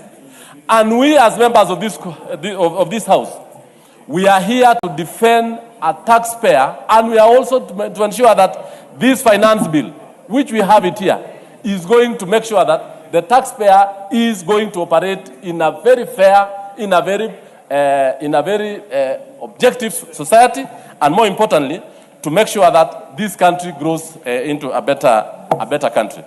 There is an issue which, Honorable Speaker, everyone has been talking about, the Mitumba. And I want Kenyans to listen to me and on this particular issue. Every other time, Kenyans have been paying 16% on Mitumba. But this time, it has been exempted. And that means all the Mitumba traders are now going to have better profits.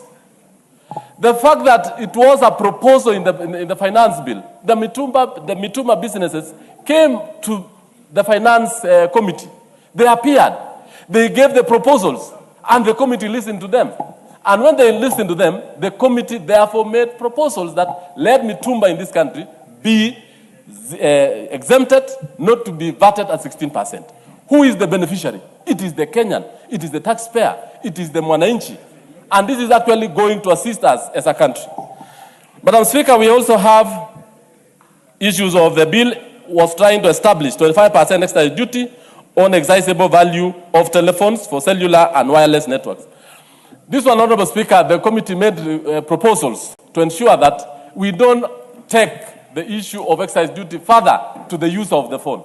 And they made proposals that this be removed. And Honorable Speaker, these are good things which the bill is trying to address. And I want members in this House to ensure that we critique and give proposals where it's due, but not actually to use it for political mileage. Madam Speaker, I think this is a very good finance bill, which we need to support as a House, and more importantly, to make it better for Kenyans and raise revenue, which is actually going to spur the development of this nation. Look at the roads, look at the housing network, and most of the things that are going on. Madam Speaker, I rise and support, and I support that we are going to bring proposals to even make this finance bill one of the best finance bills we have ever had. Thank you, Madam Speaker. Very well, honorable members, there is a lot of kindly don't lift up your hands. I have you here on this screen. We have a lot of interest. If we keep it short, a lot of us can be able to speak. Honorable member for Kitui Central, Makali Mulu. Yeah, thank you so much, Honorable Speaker. Honorable Speaker, I also want to add my voice into this important discussion. Honorable Speaker, I've been seated here since yesterday, listening to contribution by honorable members. And Honorable Speaker, I think it's important we put a few things to perspective so that members can debate from an informed position. Honorable Speaker, this finance bill, this one, the green one, is a product of the executive. What did the executive do? They went through their own public participation, and this bill went through the cabinet. And it is after the cabinet's approval that now it found itself into this House. So what does it mean, Honorable Speaker? It means the intentions in this bill are what the executive intends to do to the Kenyans in terms of taxation, Honorable Speaker. Now, after coming to the House, Honorable Speaker, it was tabled and handed over to our Finance and Planning Committee. What did the committee do? They conducted their own public participation, and as a result of that public participation, we have a committee report. This committee report has not been adopted by this House. It is a proposal which will now be discussed when we go to the third reading of the report. So, honorable members who are telling members that the committee has changed, we are here to do that as a House. So as we debate, we need to look at the intentions of the executive and the intentions of the representatives of the people who already we have a committee report which has come to us. So I want members to be free to debate the executive intentions and the intentions of the committee. Now, honorable members, this finance bill is going to amend a number of other acts of parliament, starting with the Income Act, VAT Act, Tax Procedures Act, and what it is doing, it is amending those other acts which are existing. So on the basis of that, for you to appreciate what is in this bill, you need to look at the original bills. And unless you compare the two, you are not likely to get it right. Honorable Speaker, it's important to remind the honorable members that this country has a document called Medium-Term Revenue Strategy, which provides a roadmap in terms of what we do with our revenue collection. And it's important you look at the macro environment under which we are operating. And that is the document which provides that environment. In that document, it is proposing that as we move to the future, it is important we move VAT from 16 to 14. And once you look at that document that way, then you realize that there are areas where we could have done better. And I want now to go to the document and put some comments, Honorable Speaker. Where this economy is today, Honorable Speaker, any government which cares about the economy and the growth of the economy is a government which should be thinking about putting more money into the pockets of people or allowing businesses to have more cash flow, so that on the basis of that, Honorable Speaker, then you can grow the economy. Otherwise, in a situation where you are taking more money from the pockets of the Kenyans, or you are restricting businesses in terms of cash flow, then you are not doing this country, you are doing it the country a disservice. Honorable Speaker, I want to comment on a number of clauses. And for me, the punchline, Honorable Speaker, is where we are talking about putting people into the pocket, money to the people's pocket. And any proposal, Honorable Speaker, which is not putting money into the people's pocket, Honorable Speaker, then is a proposal which should actually be rejected. The first one, Honorable Speaker, when you look at the bill, Honorable Speaker, initially, people would want to claim tax refunds on bad debt after 2 years, Honorable Speaker. What has this bill proposed? It is proposing that you push that, Honorable Speaker, to now 3 years. The only reasoning behind reducing the period from 3 years to 2 years, Honorable Speaker, was to push more cash to the businesses in terms of cash flow, so that they're able to do more activities. Now, when you extend that to 3 years, Honorable Speaker, automatically, Honorable Speaker, it means then business will not have enough money, and then they will have cash flow challenges.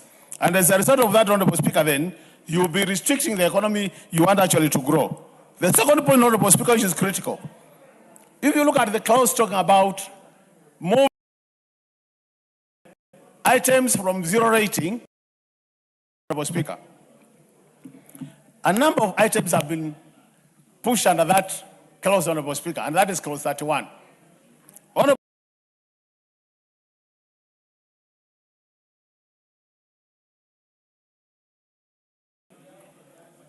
lists a number of items to realize. Any time you move an item from zero rating to, when it is zero rating, it means you can claim VAT on the inputs to that item. When it is tax exempt, it means you can't claim VAT inputs. So immediately you move it from zero rating to tax exempt, automatically then you make the item more expensive, because the earlier VAT on inputs will be pushed to the consumer, Honorable Speaker. And that's why you see the issue of Mitumba becomes very controversial. I know my colleague has said Mitumba is not being taxed. But what has happened, Honorable Speaker, we have removed Mitumba from tax exempt, but if you look at the original bill, there is a proposal to tax the income from Mitumba by 5%. Now, once you tax by 5% automatically, then the price goes up again. And these are the issues we are saying. So who is targeted when it comes to Mitumba, Honorable Speaker? The person targeted is the Kenyan who is at the lowest in terms of income bracket, Honorable Speaker. And what that does is then you make Mitumba expensive. And that was the intention of the government. So we are saying it is good that our committee has pushed out that element of profit. But yet, we are not yet there, Honorable Speaker, because, Honorable Speaker, you know, we might make our amendments here, and when they go to the side of executive, then the executive says they don't agree with us, which means you have to raise 2/3. If we don't raise 2/3, Honorable Speaker, then the bill remains as it is. And that's why we are saying, members, it is important that we realize we have to be careful, Honorable Speaker, that we are likely to see the price of Mitumba going up, depending on what the executive will do with our recommendations to change the bill. The other item, Honorable Speaker, is the item of rent, Honorable Speaker. We do agree that we have been paying rent at a uniform rate of 7.5% tax. Now, what this bill proposes is, if you are an non-resident, you will be able to pay 30% of the income which comes from that rent. The question is, I'm non-resident, but my house is in Kenya, or my mall is in Kenya. So the people using this mall or my house are Kenyans. If I've been making $1 million shillings in a month, and the cost goes by 30%, I have no choice as a business person, but I'll push some of that cost to the tenant. And that's what we are saying again, by pushing more cost to the tenant, you'll still be getting more money from the tenants. And that means you'll be making things worse instead of improving them. So, honorable members, this item, while it looks very beautiful, honorable members, What it is is out an of item order? which will be controversial. Dr. Makali, there is a point of order from Honorable Ruto. Thank you so much, Madam Speaker. With due respect to my senior and my good friend, Dr. Makali Mulu, who is a well-known economist, I think on this part of non-resident rental income, profit out of it, we have to agree that these two people cannot compete together, a resident and non-resident, in the sense that the profits that are generated by non-resident shall be repatriated. So the order is, he has to be, the point of order here, Madam Speaker, the point of order here, Madam Speaker, is that I want to invite my senior in that aspect, knowing that the profits that are generated here to be repatriated is going to discourage economy, and you cannot have the two together to compete together. Order. We must provide an avenue for the local, for the residents. Honorable Ruto. Thank you. Honorable members, we had done very well, and we had actually done very well. Honorable Makali Mulu, yes, treat that as a point of information which you had not agreed to. Honorable Speaker. Continue. Honorable Speaker. It is a point of debate. Continue with your submission. Honorable Speaker, what I wanted to say is this, irrespective of who owns the house or the mall, it is a Kenyan who lives there, and immediately the cost of that taxation goes up, that will be transferred to a Kenyan. That's what I was saying. The third point, Honorable Speaker, is the issue of VAT on digital services. That is, anytime you transact through your card or M-Pesa, this is supposed to be increasing, Honorable Speaker. Automatically, another good point of money being taken from people's pockets and not helping the economy in terms of growth, Honorable Speaker. Honorable Speaker, there is a very controversial matter here, Honorable Speaker, and I want members to listen to me. This matter of the commissioner of KRA determining your tax assessment through third parties or through other information, Honorable Speaker, is a matter as a house we need to really take time and think about it. Because what it means is that they can use that data, give you a tax assessment, which might not be real, and by the time you start appealing, then a lot will have happened. And in a country where, Honorable Speaker, these things, we know what happens in this country, this is a matter we need to take that and think through. Honorable Speaker, as I conclude, the issue, because I can see my time I'm getting short of time, Honorable Speaker.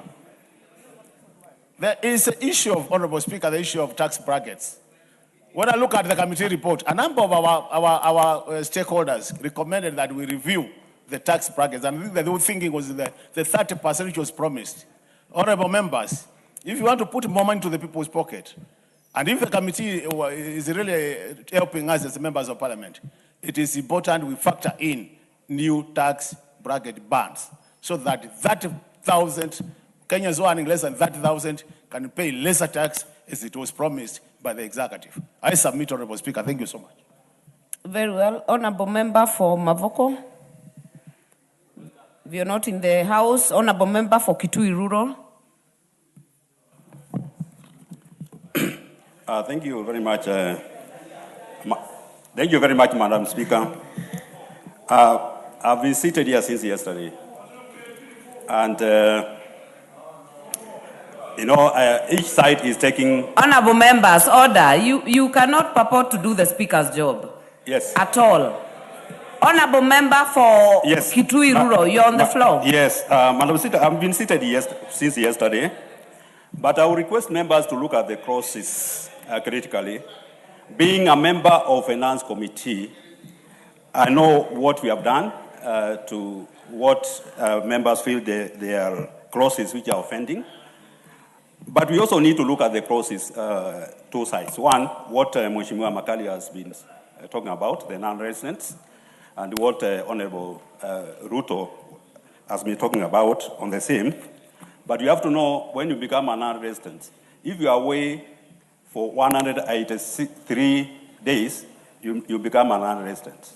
But the issue is, if I do put up a house in Tanzania, for example, and I'm supposed to pay 30% of the income as tax, as a landlord, I have three options. One, I can bear the tax. Two, I can apportion the tax. Three, I can transfer all the tax to the tenant. But who is the tenant there? It's a Tanzanian. So in this case, the tenant is a Kenyan. So I think it's important we look at this thing, both sides, so that we reduce some of these clauses. Madam Speaker, I've been part of the process of this finance bill, but what I've realized is that nobody really, very few people are talking about the good things in this bill. Madam Speaker, clause 3 talks about tax exemption on gratuity payments to employees who are serving more than 3 years continuously. This clause has two elements. One, it has a bad side because it disadvantages employees who are having contracts of less than 3 years, and it also has its own advantage because it encourages employers to give contracts of more than 3 years, and is an advantage to the employees because they have a longer contracts. Now they can go to the bank to borrow and invest or develop their whatever. So I want us, when we are looking at these clauses, we look at the positive and the negative side. Madam Speaker, clause 20, it talks about exemption from tax on benefit paid due to death. For example, if somebody dies and he has a pension, he's in a pension scheme, that benefit to the dependents, to the beneficiaries, is being exempted by clause 23, which is a positive thing. I mean, we need also to look at some of these things. Madam Speaker, clause 24B is proposing to reduce corporate tax on investors, non-resident investors in petroleum sector. Madam Speaker, you know how much we have been affected by the conflict in Iran. If we encourage investors from outside to explore and refine our oil in Turkana, the crisis which this country has been facing in terms of cost of fuel will not be having it. And we are going to create jobs. Because if we have fuel, then we are going to have petrochemical industries, and we create jobs. So that's what I'm saying. When we are looking at these clauses, let's look at them negative and also positive. Madam Speaker, the issue of betting, 20% tax on betting winnings, it has negative and positive side because it is trying to deter gambling. But you see, when we are out there, the youth, they are saying this is part of their income because they are not employed. In fact, I remember in Kilifi, we were told that nyinyi waheshimiwa mmekunjwa, so you cannot do anything. But you have to know we are earning income from this. So it has its negative and the opposite side. Mr. Speaker, Madam Speaker, on the issue of tax amnesty and what members have been saying, allowing the principal tax to be paid by that 1st of December. Now, the proposal is if you pay your tax, principal tax, by end of that 1st of December, then there's a waive for penalties and interest. And this one will ease the cost of doing business because, most of these tax issues have been in court, and therefore a business can be able to do businesses. Madam Speaker, there is also a proposal to increase free threshold from $300 to $2,000 to enable the people who are coming from outside. If you are from outside and you are coming, you can now bring goods worth $2,000 without being harassed by KRA in the port. Is that a bad thing or a good thing? So, so Madam Speaker, I think it's important also. But however, there are also clauses which are offending, and as a committee, we have looked at them, and we have proposed amendment to these clauses. One of them is the proposal of 6% minimum threshold for undisputed dividends. The meaning what? Meaning, if you don't dispute your dividends, KRA will assess you and say 60% undisputed, you should dispute it. And therefore, they will tax that one. And therefore, that one is interfering. As much as KRA want to raise revenue, which is a positive thing, but it's interfering with the investment policy of a company. Because most of the companies, the small ones, want to retain dividends and reinvest so that they can expand. Madam Speaker, close to 2018, the issues of filing taxes, whereby those who have new returns, they are supposed to fill in 1 month. After the end of the financial year, they are here. And this is to fill for 4 months. The good thing with this is that government will get taxes early. 2, the companies and the audit firms will be able to employ more people. Look at that. But it's also a cost to the business, because hiring people to do that, the audit firms will be overworked, and there may be issues of errors in terms of when we are doing the calculations. Clause 22 is proposing to remove preferential treatment on withholding tax for East African citizens, dividends. If you have a company here and you are from outside, then you are supposed to pay withholding tax. This one, of course, is going to discourage investors from East Africa. 2, the East African countries can also retaliate. They can also put taxes on our companies. And Madam Speaker, I think we have the biggest investors in East Africa. They are Kenyans, so we also have to be very careful with that. Madam Speaker, on the issue of refunds, clause 28, being reduced from 2 to 3 years, and this is something which we have been debating on refunds, especially on the refunds on VAT refunds, on inputs. Most of the companies have been complaining that, these refunds, they are not coming forward very fast, and therefore they are restraining their businesses. Clause 31 on zero rating, moving goods from zero rating to exempt. If you move goods from zero rating to exempt, you cannot claim input VAT. The issues of transport, raw materials from manufacturing of pharmaceuticals, animal feeds, transportation of sugarcane, if you take that action, it's going to affect the prices. The prices will definitely go up. Therefore, but again, you also look at, we also been fighting what we call tax consumption. I mean, at 2024, tax consumption in this country was 510 billion shillings, which is quite a lot. And Your time is up. Member for Kegumo.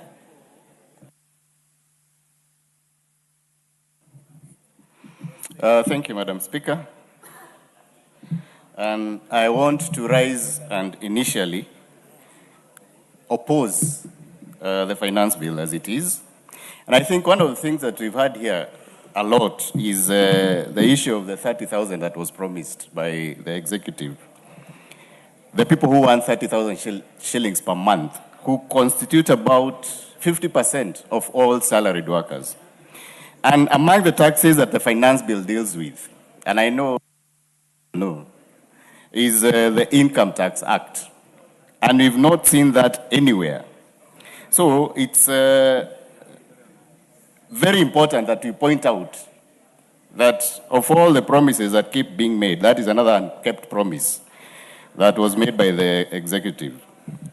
I'll start by the issue of tax exempt and zero rating. And a lot of people do not understand this. And a lot of our people, and I think it's very important for people to know, once you hear a tax has been moved from zero rated to exempt, it basically means that item will have 16% more because the person who's selling you the item will not be able to claim input VAT.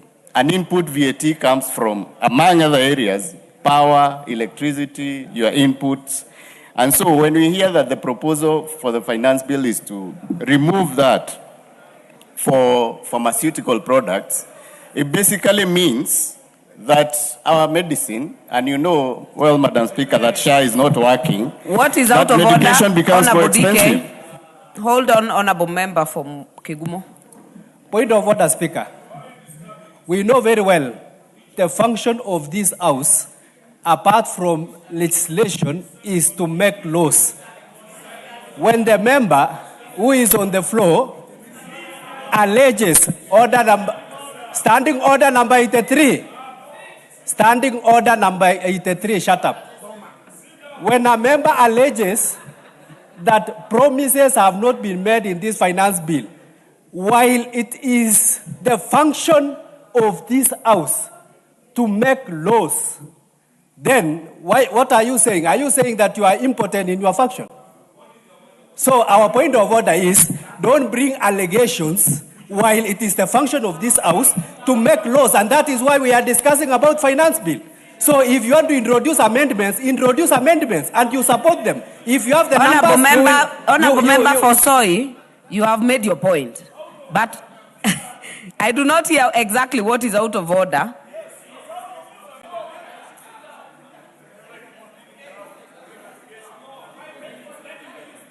Honorable Member for Kegumo. Yes. Did you mislead the House in the matter the member of Soy has? I simply said that, let me tell you something, Madam Speaker. The finance bill deals with the Income Tax Act, Excise Duty Act, Value Added Tax Act, Tax Procedures Act, and miscellaneous amendments, plus the Stamp Duty Act. So if the executive, because this document comes from the executive, it's from the Treasury, if they really wanted to deal with the issue of the taxes, they would have brought it. They would have amended the Income Tax Act. And that's what I'm saying. So you cannot, in fact, as you correctly said, his point is pointless. Honorable Munyoro, I'm actually engaging you because I have heard you, but I also heard the member for Soy, because then you're saying the debate we are having right now does not hold any water, because it is also in our mandate as a House. And I think that is what Honorable DK has raised. Even as you debate, do not annihilate the same House that you're serving in. Thank you, Madam Speaker. I think it's an issue of misunderstanding. I will bring the amendment. You support it, Honorable DK. But you can't say... That is in order. Please continue with your submission. Yeah, that if the And all of you, honorable members, Honorable Amboka, you're shouting that someone is shouting. Everyone is shouting. And sometimes even the speaker is not able to hear exactly what to rule on. Can we just be having decorum? Let us hear the member for Kegumo. Please protect me from Honorable DK. I'll appreciate.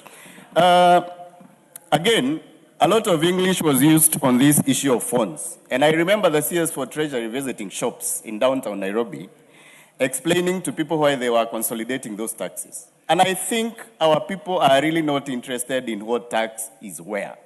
What he should have explained is whether if this tax is consolidated, the phone will be cheaper or more expensive. That is the only point that Kenyans want to understand.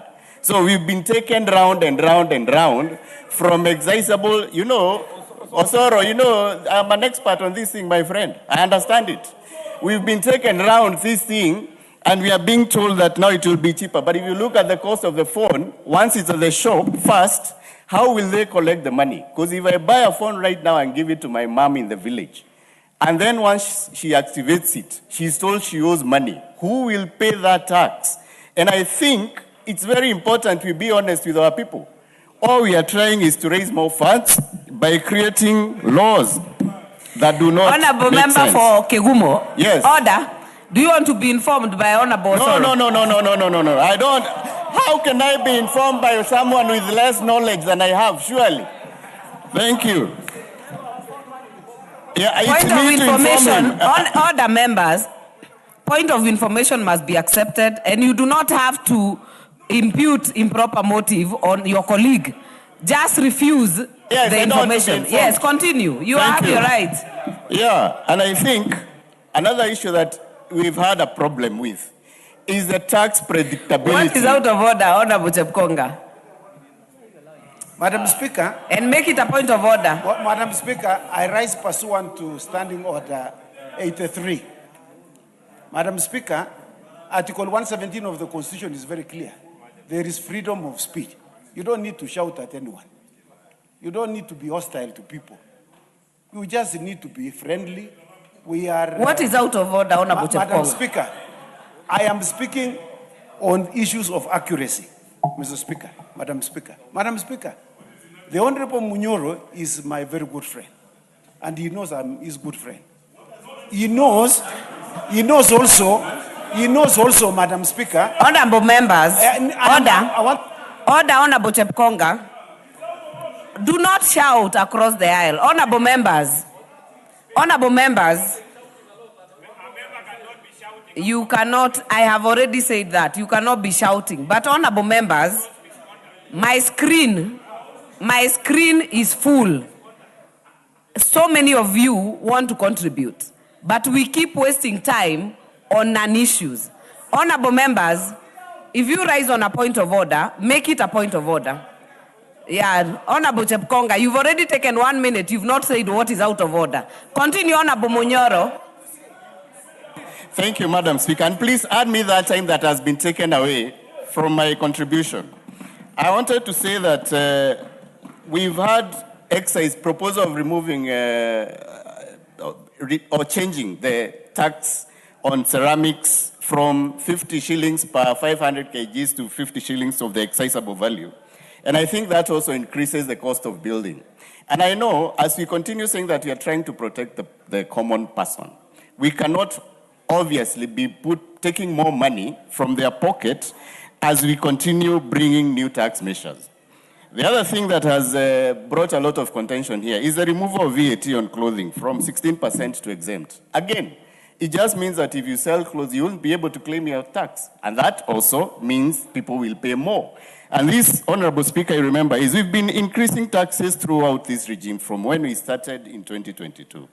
And this tax predictability is where I'm going. With the scrap metal tax, we changed it in 2023, and I was privileged, I was part of the committee. We changed it in 2023, 2024, again we've changed it in 2026.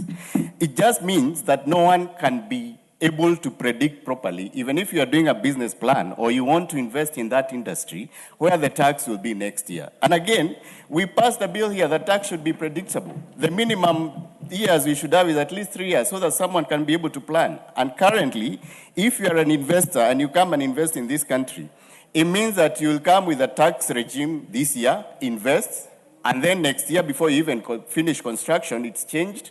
And that makes it very hard to do genuine business. Scrap metal dealers are business people. They are genuine. Someone called them thieves. They are not. They are people who actually earn an honest living. They should have a predictable tax regime. They are business. They pay taxes. We've also introduced withholding tax on dividends from for Honorable member for. And I think, please. Honorable member for cases. Point of information has to be accepted. Honorable Munyoro, do you want to be informed? You said point of information. Honorable Ruto.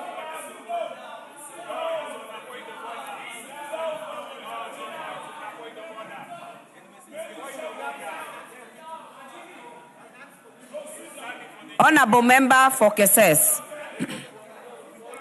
I am indulging you because you're the vice chair of finance committee. Are you on a point of order or a point of information? Point of order. What is out of order?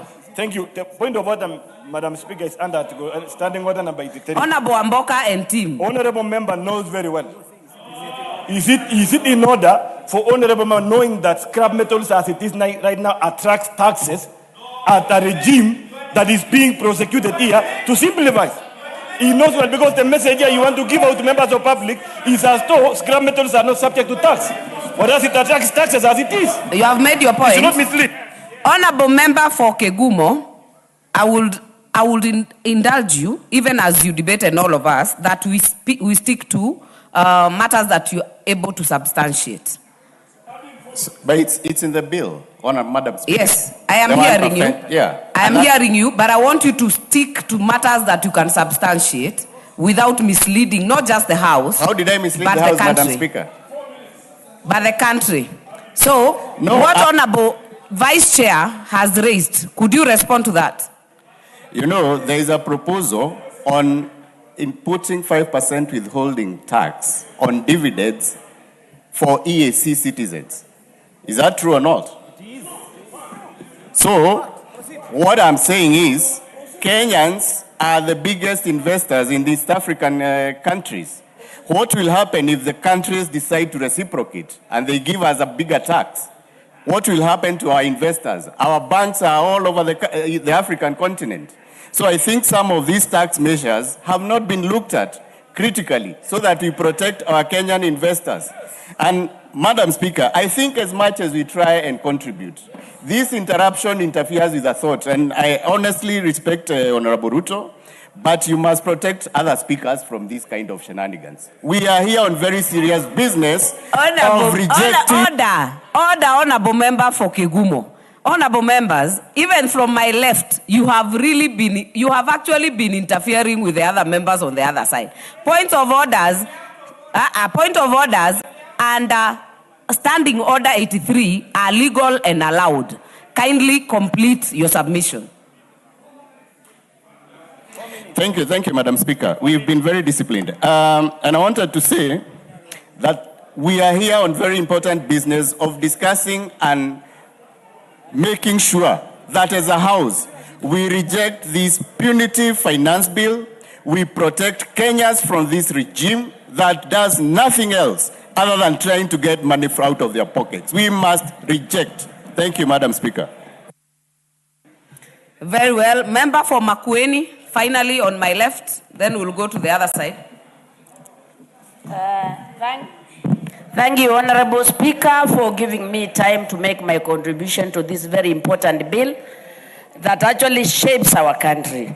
Honorable Speaker, I would first like to make two general observations. When you look at this particular finance bill, we are trying to raise the highest amount of money that we have never tried in this country. 4.8 trillion. Honorable Speaker, we are trying to raise the highest amount of money when Kenyans economically they are at the lowest. In my view, Honorable Speaker, this is a finance bill that is not informed by the context that we are operating in. It's a finance bill that is prescriptive but not proactive. So I think it is very important. Anytime we draw a finance bill, we are not trying a finance bill for Tanzania, we are doing a finance bill for Kenya, and we must be informed by prevailing economic situations and the livelihoods of our people.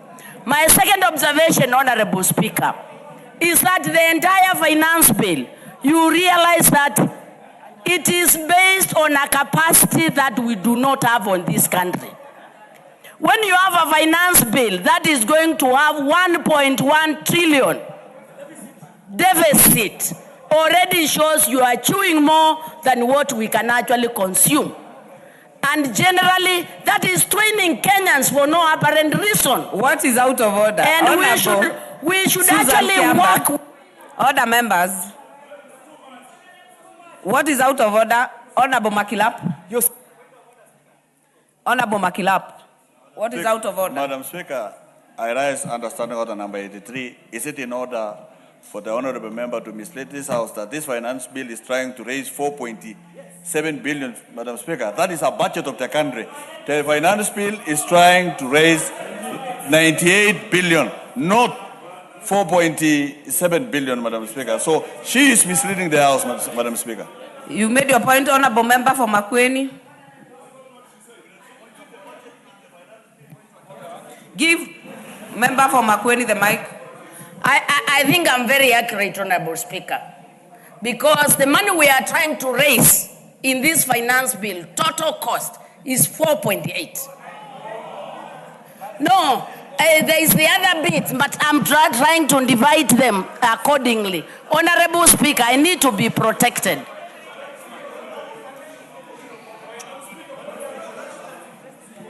Honorable member for Makueni, do you want to be informed by Honorable Wamboka? Of course not. Yes. Honorable members, that shows you how you are accepting information without even hearing who the member is. Honorable Wamboka, you have the floor. Yes. Honorable Speaker, the other side is harassing the good honorable for nothing. Are you informing honorable member for Makueni? I'm informing honorable members that the member is right, because all that we are doing is geared towards financing a budget of 4.8 trillion. So the member is right and the House is accordingly informed. Sit down and... Order, Honorable Wamboka. Honorable Pukose, what is out of order? You know, Honorable Speaker, when Honorable Wamboka stood, he was to inform the Honorable member for Makueni, not the House, because what he's trying to pass across, Honorable Speaker, is misinformation. This budget, this finance bill is raising 90 billion. Secondly, this finance bill is not addressing the budget deficit as put by the honorable member for Makueni. Yes. It's not addressing the budget deficit. We are not addressing that. So, Honorable Speaker, I think it's important that when members stand to speak... Do not debate, honorable member for Endebess. No, I'm just putting... I'm not debating. You know the guys... Order, members. Order. Honorable Kibagendi, take your seat. Take your seat. Take your seat. Honorable DK, point of order. Point of order, Honorable Wamboka, Dindi cannot inform you. You are not on the floor. Honorable DK. You see, Honorable Madam Speaker, it is very important that when you are debating, you give also facts. And if you are giving falsehoods, you need to substantiate. What is out of order? What is out of order? The member is alleging that this finance bill is raising 4.8 trillion. You know very well, even the revenue we are trying to raise in this country is around 3.6 trillion, and the others is through debt. So this finance bill is only raising 98.5 billion. Order. Honorable members,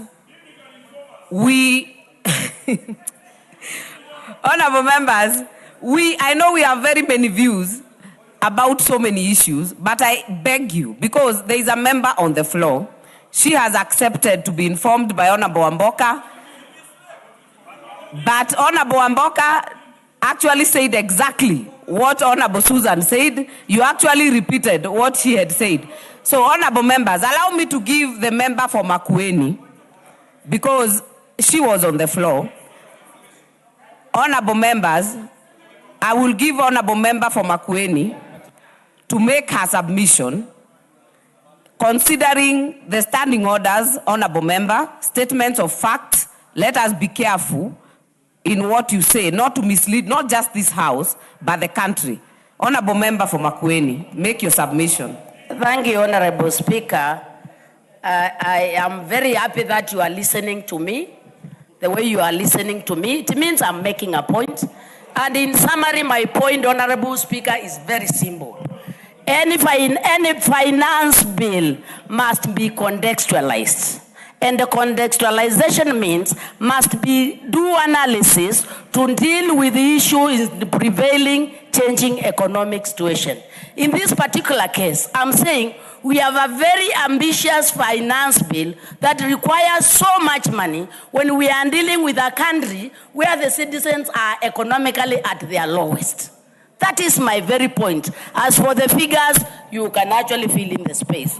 Honorable Speaker, to my second point, Honorable Speaker, to my second point, I said this. You know, anytime we try to raise money, even at a family level, you must look at the capacity of your people in raising, yes.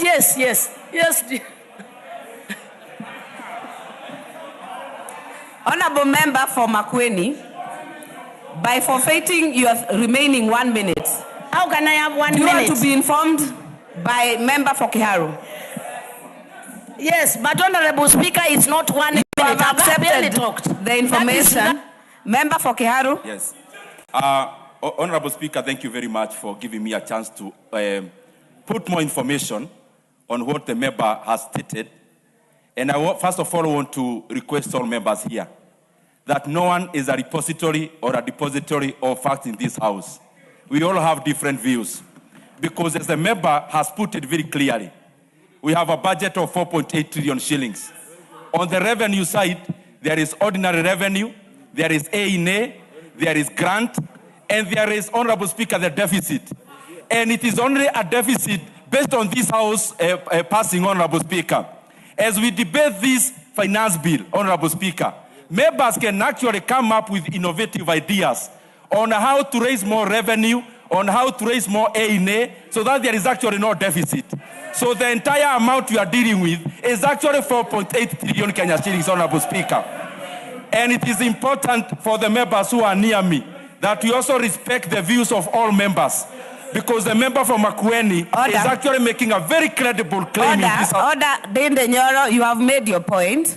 You have made your point, and the reason I've allowed Honorable Susan to make her point is because I am inclined to let as many of you speak, because we are here for that. We are here for that debate. So, honorable members, because my screen is still full, if we agree to keep it short, so many of you will have time to speak. Member for Makueni, kindly complete your submission. Thank you, Honorable Speaker. The second point is based on the VAT on digital financial platforms. That is the Fulisas and all that. You see that when we have VAT on these financial platforms, most of the poor people access money from these platforms. They are not even included in the form of banks. So raising money on this financial platform is denying our people, the very poor, access to financial services. Honorable Speaker, no country that is serious and denies money to the very poor. Bearing in mind, since the Kenya Kwanza government came into power, they did away with the Women Enterprise Fund, Youth Fund, ASLA Fund, so the local people have no money to access. Now you are adding injury by now wanting to add VAT on financial services, meaning the poor will have no access to financial services. This is seriously suffocating the economy. Honorable Speaker, I have not heard anything significantly and explicit. Your time is up, member for Makueni. Honorable members, before I give the next person on the floor, allow me to recognize in our gallery today, Siwot girls, I think senior school, from Kuresoi South, seated in the speaker's gallery, from Nakuru County. On behalf of myself and the House, and of course your Member of Parliament, Honorable Chanui from my county, we welcome you to the House to observe the proceedings of this House. The next chance will go to the Member for Marsabit, Honorable Naomi Wako.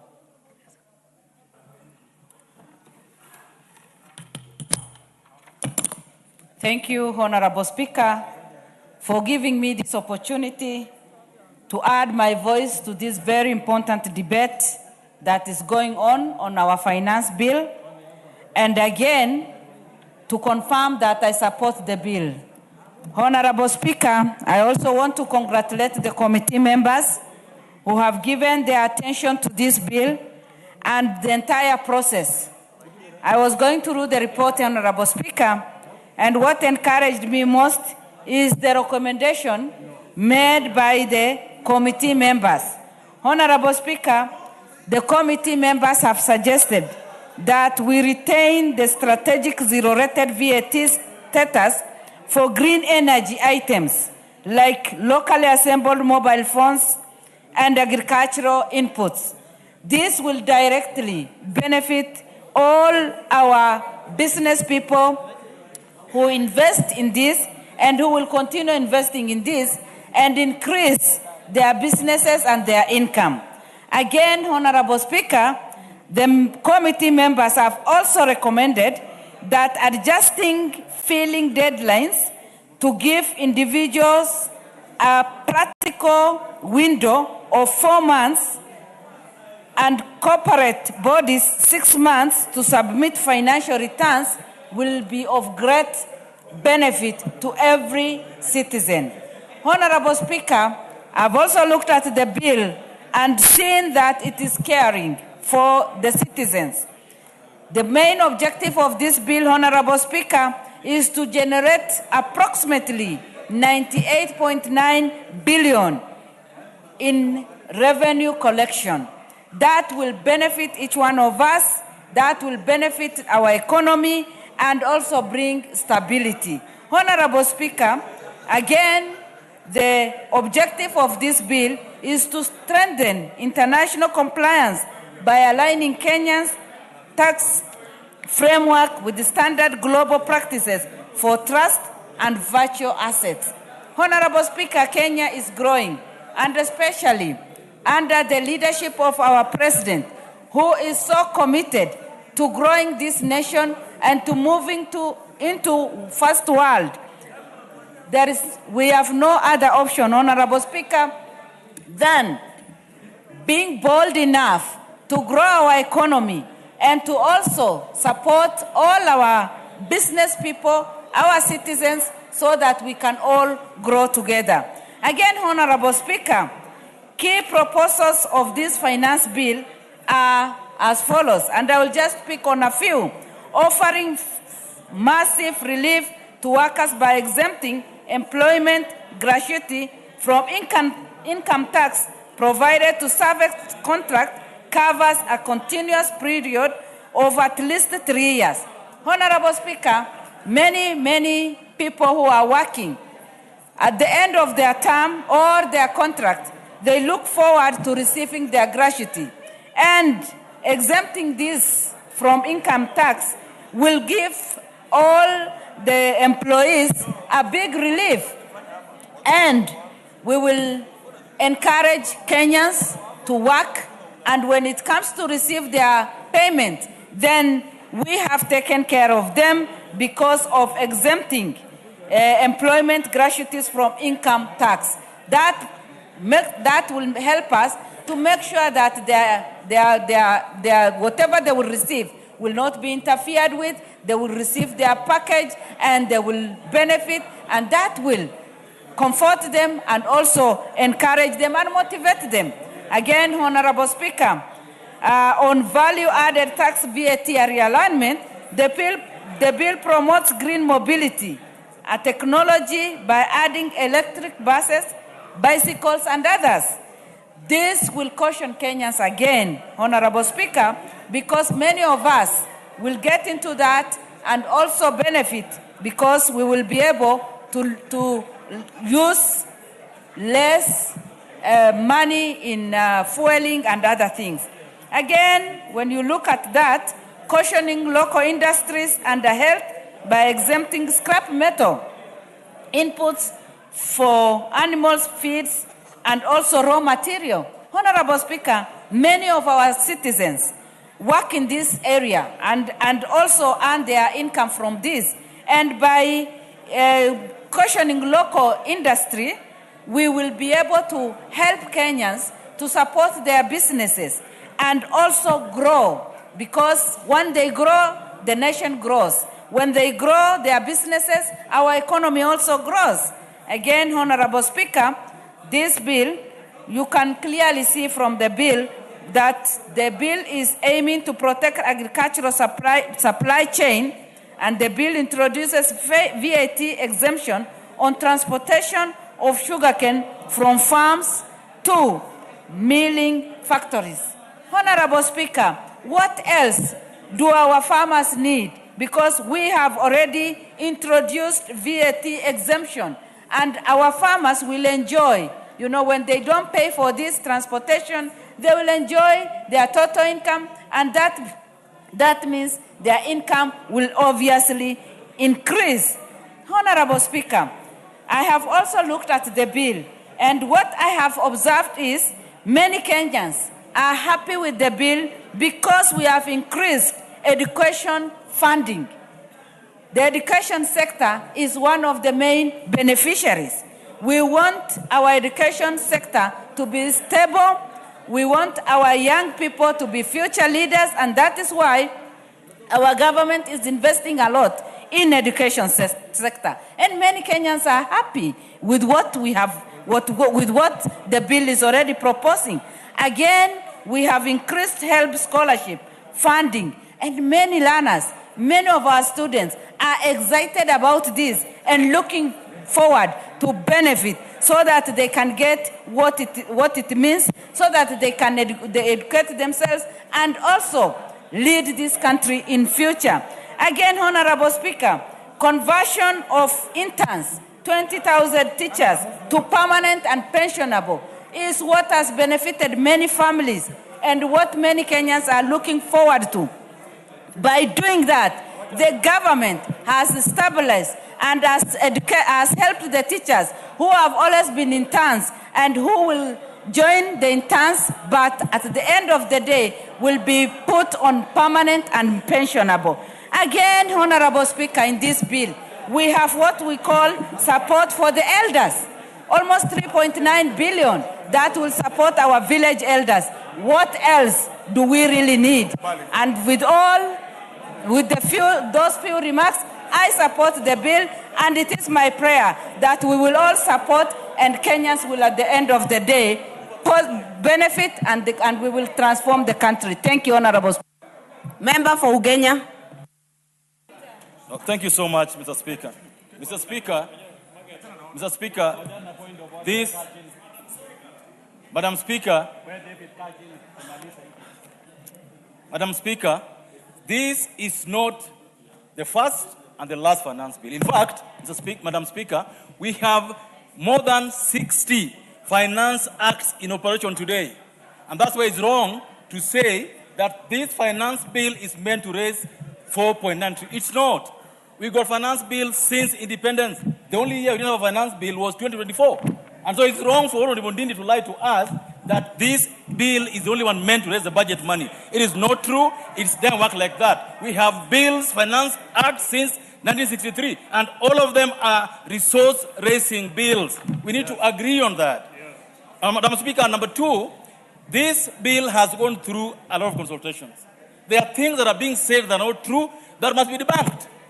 Madam Speaker, on telephone purchases, we are reducing tax on telephones from 55% to 25%. Yes. We are simplifying the purchase of phones.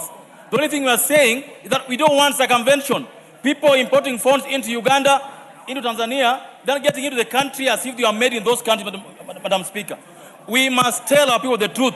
We are reducing the cost of funds, not increasing them, Madam Speaker. Madam Speaker, in the morning I heard that we are increasing cost of medical supplies, Madam Speaker. And I want Honorable Gachagua to listen to me on this matter. In this bill, we have reduced the cost of bringing in equipment for renal treatment. We are reducing the cost of items that deal with kidney treatment, Mr. Speaker, Madam Speaker. It's important, Madam Speaker, that we also say the truth, Madam Speaker. Madam Speaker, this bill is not only about increasing taxes. It's about making taxation easier, making administration of taxes easier. It makes it easier to collect taxes, Madam Speaker. And so we have to be clear, Madam Speaker, that as we talk about taxation, we also tell the country the truth. The Mitumba traders themselves ask for tax to be classified as exempt. They said that putting us now on zero rating doesn't help us. In fact, they said that if you put on exempt, it makes business for us easier. Indeed, Madam Speaker, there is no reason for applying VAT on Mitumba because you're not adding any tax on it. It's making collection of taxes in that regard easier. And above all, it was asked by that industry. We didn't just wake up and put it, Madam Speaker. It's very important, Madam Speaker, to note that this bill does something that needs to be done in the country. We are losing 400 billion every year on tax refunds. Some of these tax refunds, Madam Speaker, are fake tax refunds. This bill makes it easier for government to know who is applying for tax refunds that is fake, which one that is right, so that we are able to put our money where our mouths are, Madam Speaker. Madam Speaker, this bill is meant to ensure that those who are paying taxes today, especially rental income, Madam Speaker, I heard people saying that, oh, we are increasing taxes on rent. It's not so. The truth is that we are making it easier for tenants whose landlords are foreigners to be able to pay taxes in this country, Madam Speaker. You can't be charging taxes on landlords that are locals, nationals, and you don't want to charge taxes on foreigners who don't live here and who we don't know where they live and who are receiving money in Uganda, Tanzania through M-Pesa. We want all that taxes to remain here, Madam Speaker. Madam Speaker, I've heard my friend talk about scrap metal. Scrap metal, Madam Speaker, is a source of steel in this country. But we are saying that if you are selling scrap metal, you've picked something on the road, you are doing whatever you are doing, that will be income. There is no value added on selling a car bumper. There is no value added on selling a sufuria that is wasted. So that's why we're saying that if you sell it, it will be income. There is not VAT charge, Madam Speaker. Madam Speaker, it's important that as we do these debates, we divorce politics from it so that we ensure that Kenyans know this finance bill is the most misinformed as it were, Madam Speaker. So I need us to say that as we go forward, Madam Speaker, let us tell the truth to the Kenyans. Let us ensure that everyone knows what's going on. I heard in the morning someone saying that we are increasing tax on sugarcane transport. In this bill, we are reducing tax on sugarcane transport, not increasing it. So if a member says that we are increasing tax on importing sugar, on transporting sugarcane, it's a lie. Madam Speaker, let members of this parliament tell Kenyans the truth. In overall, Madam Speaker, this bill is better than any bill that we've had in the recent past. It makes tax admin easier. It collects what you need to collect. But above all, it responds to the needs of Kenyans, that you don't increase more taxes and make their lives more difficult. Madam Speaker, those are my remarks. I beg to support. Point of order, Madam Speaker. What is out of order, Honorable Pukose? Honorable Speaker, I think we've exhaustively discussed this, and may I call that the mover now be called to reply. That the mover be called to reply. Put the question. Yes.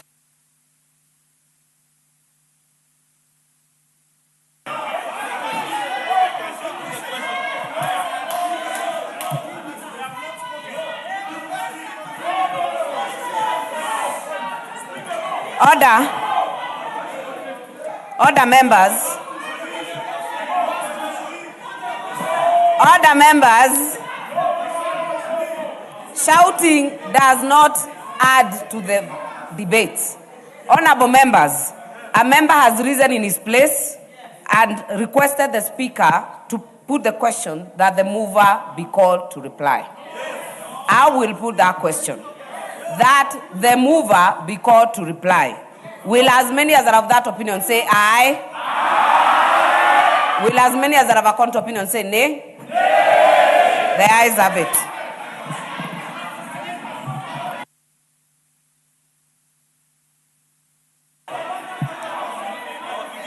Order, members. Order, members. Order, members. Order. Order. Order. Order, members. The question I have put is that the mover be called to reply. You cannot purport to request for division, and if you do, you know the numbers and the threshold. Order, members. The threshold is 30 members, and I do not count 30 members from where I am. I have counted. I have counted. Order, members. I have counted.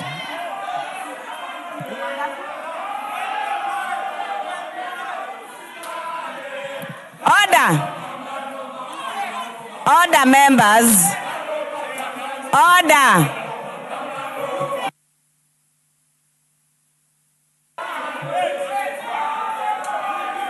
Order, members. Order. The numbers, you are 14 honorable members. You are 14 as it is. Order, members. That debate, that request does not get to the threshold. Mover to reply. Thank you, Madam. I stand in. Thank you, Madam Speaker. With the debate that has been contributed by members, it is sufficient enough that this particular finance bill is seeking to address the main issues, Madam Speaker, and therefore I beg to reply.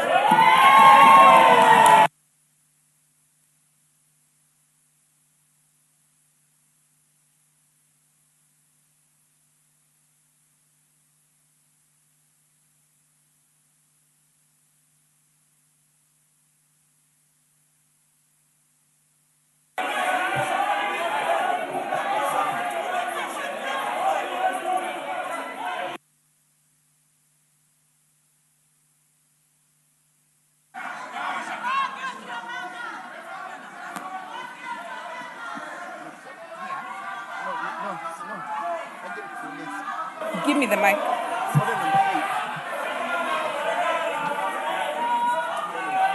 The numbers are 30, like you said. Yeah. Order, members. Honorable members. Honorable members. Our standing orders are very clear. The rise for division was defeated because the members on their feet were 14 on a required number of 30. Honorable members, the mover has replied. I will therefore put the question. You do not need to guide the speaker. Do not throw hands to the speaker. Honorable members, I therefore put the question that the Finance Bill, National Assembly Bill number 26 of 2026, be now read a second time. Will as many as are of that opinion say aye? Will as many as are of a contra opinion say nay? The ayes have it. A bill for an act of parliament to amend the laws relating to various taxes and duties and for matters incidental thereto.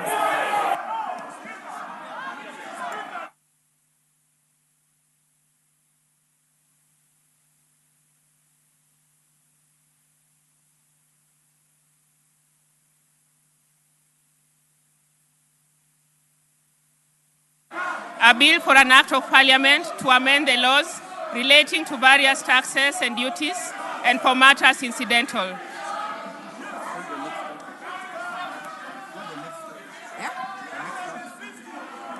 Honorable members, we have counted the members on their feet. It is 27. And that request is therefore declined.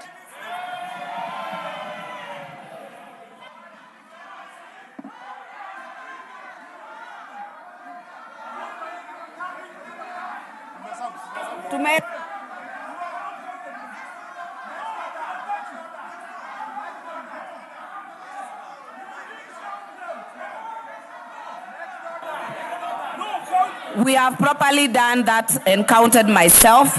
It was less than 30. Next order. Order number 9, the Kenya Revenue Authority Amendment Bill, National Assembly Bill number 28 of 2026, second reading.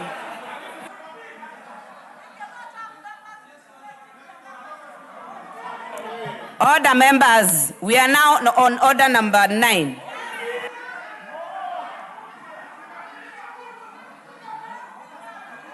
Well done, Madam Speaker. I think it's done.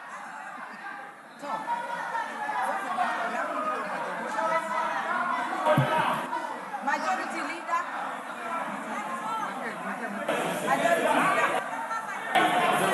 Majority Leader. Who is moving order number 9? Order number 9, Leader. Amuka. Leader. Thank you very much.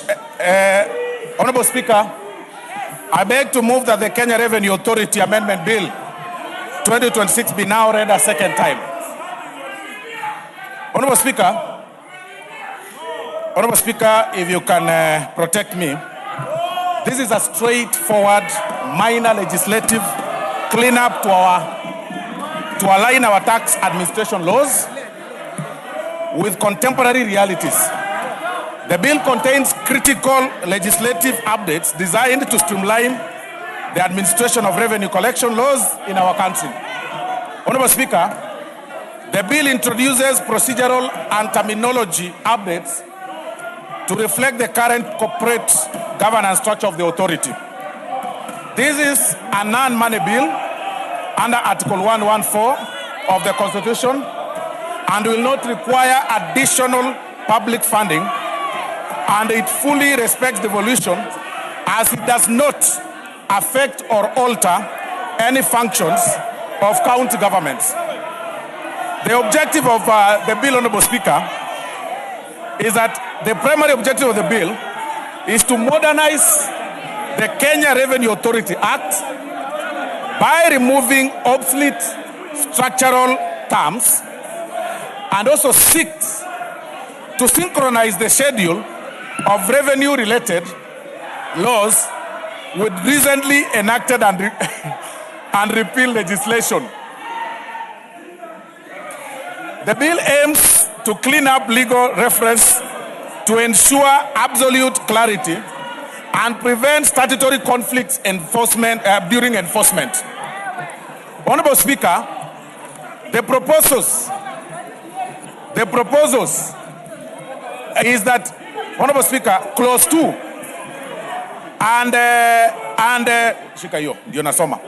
clause 2 and 3 propose deleting the term ex officio from section 7 and 8 of the Principal Act, and this deletion is necessary because the term no longer fits the current composition and structure of the board.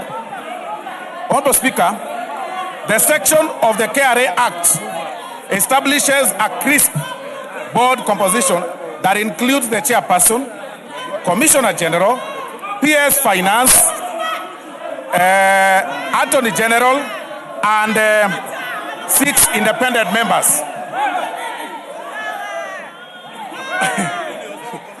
Honorable Speaker, clause 4 updates the first schedule by replacing the outdated standards levy order of 1990 with the current 2025 order. Honorable Speaker, the bill officially deletes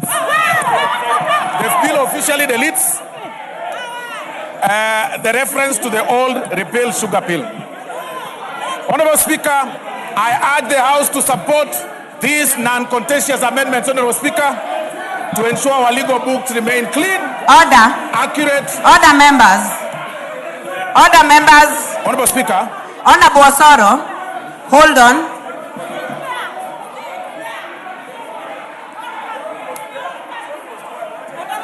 Honorable Osoro, hold on.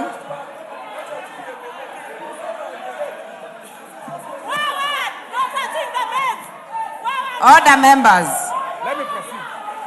I know many of you really want to be thrown out of these chambers. I am not doing it. Honorable members, let us give Honorable Osoro a chance to finish up. We only have 2 minutes. Honorable Speaker, in conclusion,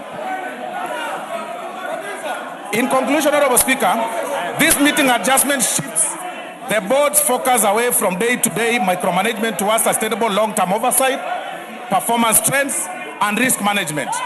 Honorable Speaker, I urge the House to support these non-contentious amendments to ensure our legal books remain clean, accurate, and functional. I now request the Chair of Finance Committee, the Honorable Kuria Kimani, to second. Thank you very much, Honorable Speaker. Order, members, Honorable Kimani, hold your horse. Honorable members. Order, members.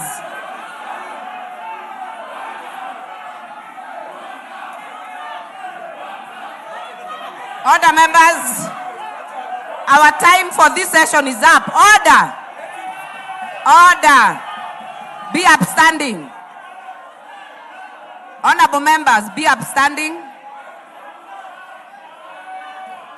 Honorable members, and the time being exactly 1 p.m., this House stands adjourned until Wednesday, 17th June 2026 at 2:30 p.m.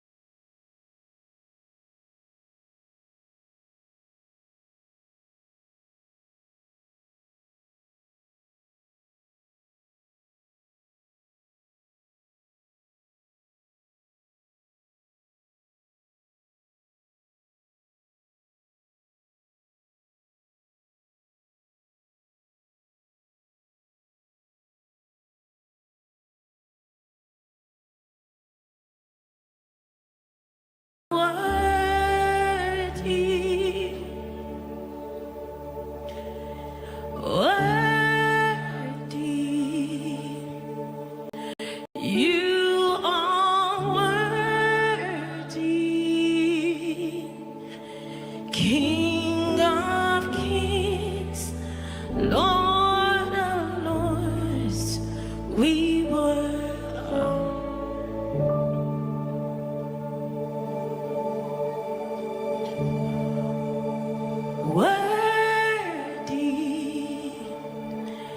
You are worthy, King of kings, Lord of lords.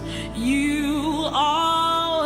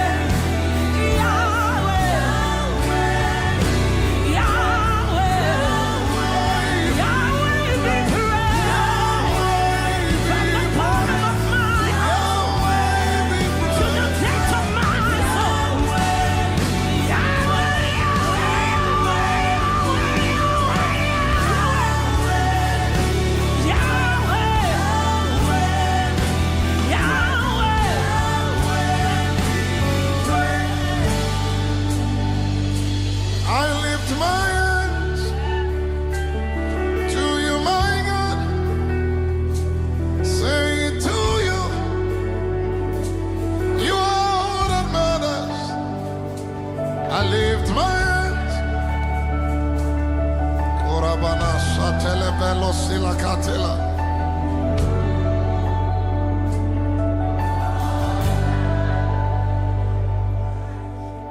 And I just want to praise you. I lift my hands to say, I love you. You are everything to me. And I exalt your name.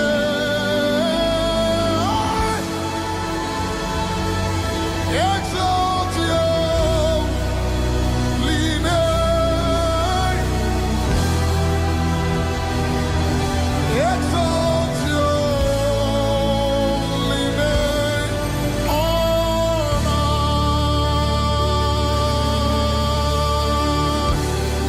Lift your voice high.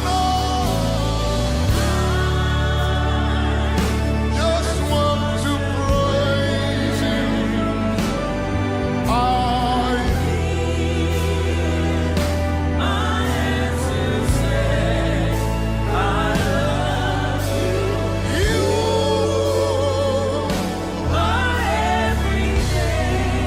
to me, exalt your holy name. Exalt your holy name.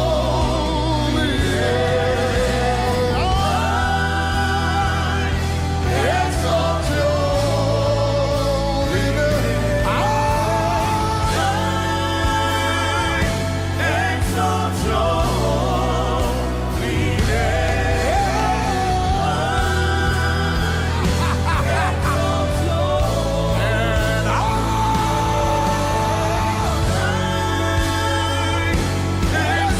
your holy Yes, that's what we've come to do tonight, to exalt you. Yes, I exalt you, Lord.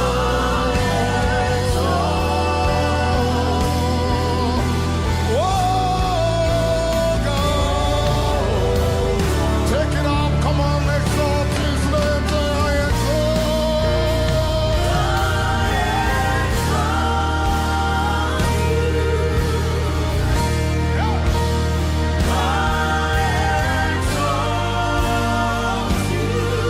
Yes, we exalt you tonight.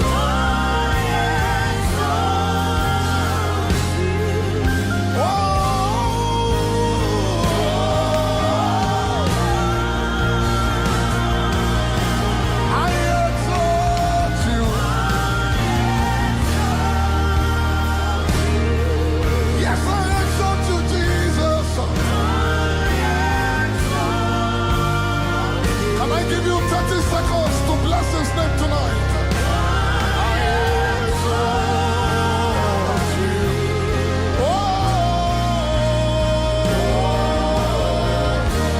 Lord, we exalt your name. Lord, we lift up your name. Yeah.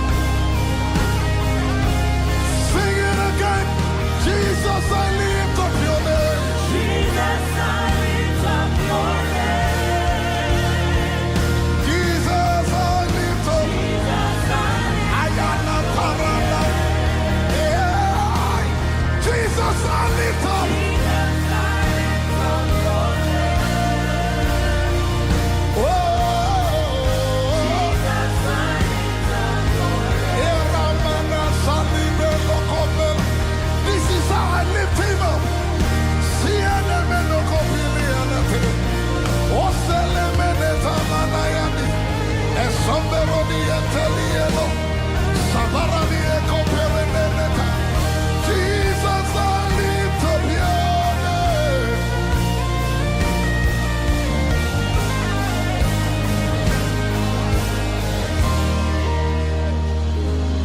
Your name is exalted in the heavens. Yes.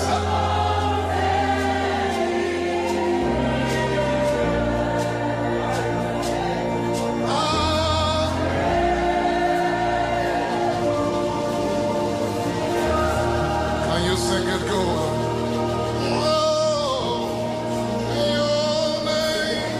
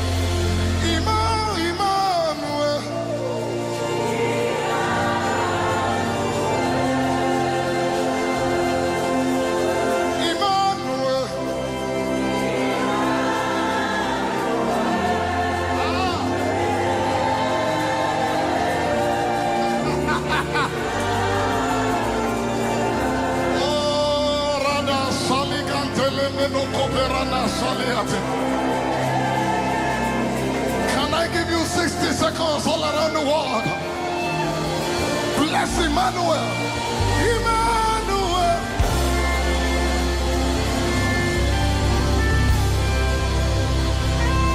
Ay, ay, ay, ay, ay, ay, ay. Gashina Gavuna. Emmanuel.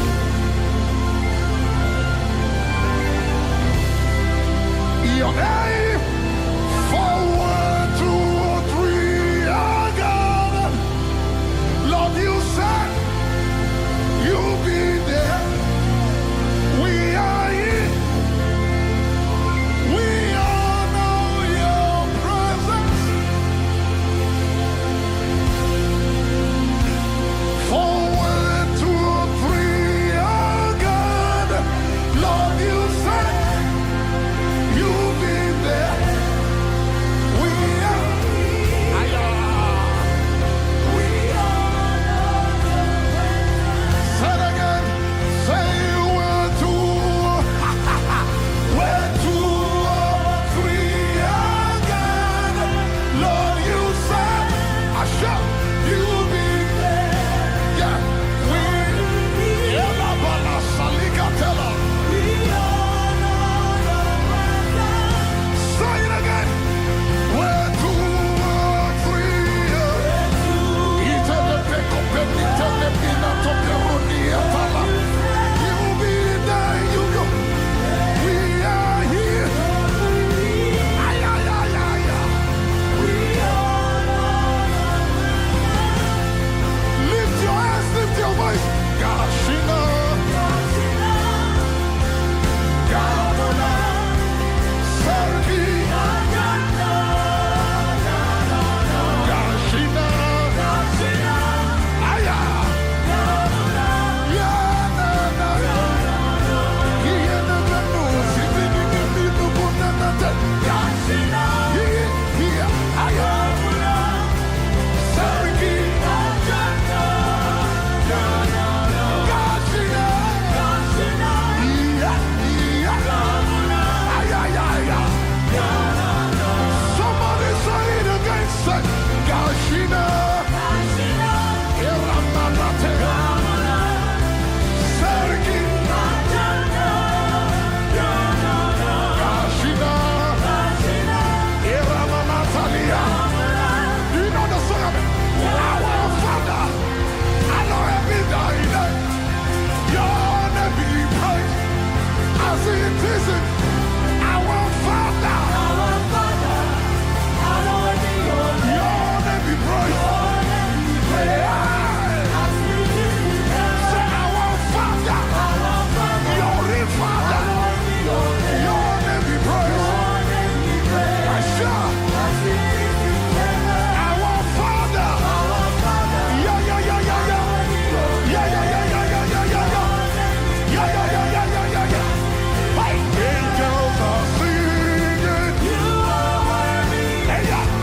Angels are singing. You are worthy. Angels are singing. You are worthy. You are worthy. You are worthy. You are worthy. You are worthy. You are worthy. You are worthy. Jesus, you are worthy. Jesus, you are worthy. You are ay, ay, ay. Everybody, our Father. Our Father. Asha. Our Father. Say our Father. Ay, ay, ay, ay. Sing it one more time. Say our Father. Your real Father. Your real Father. My real Father. Our Father. Yeah, yeah, yeah, yeah, yeah, yeah. You need not suffer any nothing. I shall. This is the presence of the living God. Angels all around.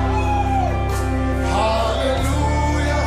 Christ our Savior reigns forever and ever. One more time.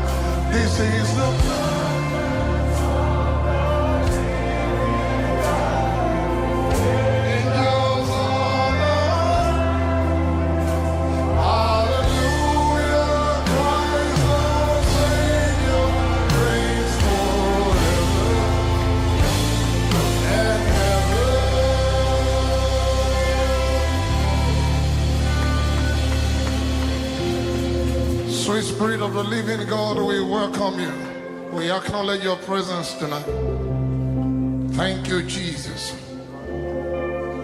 You know, when you want to see the Spirit move, glorify Jesus.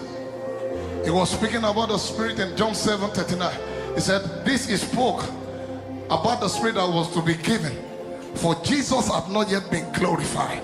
It means when you want to see Jesus move, when you want to see the Holy Ghost move, glorify Jesus. The jealousy of the Spirit is where Jesus is glorified. In the next 20 seconds, can you glorify Jesus in this room? Glorify. Glorify. We are set for another feast tonight. Glorify Jesus. That's the jealousy of the Spirit. He moves where Jesus is glorified. We glorify you, Jesus. Thank you, Father. In Jesus' precious name. Amen. Please have your seat. What a time in God's presence. Sincerely, there's a portal here. It's just very easy to ascend. Hallelujah. We welcome you again tonight to the presence of God. We believe this is the mind of God for the now. And we're just playing our part in fulfilling the agenda of the end times as prophesied by the prophet. In the last days, I will pour out my spirit upon all flesh, and your sons and daughters shall prophesy. Your old men shall dream dreams. We believe this is very important. We will see visions. He said the young men shall see vision. I believe one of the visions that is very paramount in the heart of the Father is that true worshipers will arise. True worshipers will arise. And we've been studying the Tabernacle of David for the past 5 days. Today is day 6. It's been from glory to glory, line upon line, precept upon precept.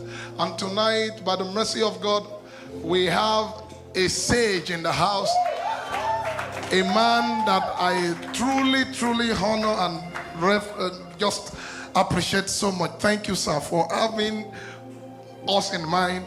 I knew what it meant for him to be here tonight. I mean, he shifted and adjusted things just to come into town and just be a blessing to us. Ladies and gentlemen, please help me celebrate God in the life of a patriarch in the faith. Before we start tonight, like we have said, this is a meeting. One of the things this meeting is doing is to reawaken family altars. And so gather your family together. Let's sit at the Lord Jesus' feet and learn of him. I believe that the things the Lord has been showing us in this season we will never remain the same after these few days. And so please gather your family together, share the link, talk about it, share it to people. We need to listen. In the last days, knowledge will increase. Knowledge must increase. Grace and peace can only be multiplied through the knowledge.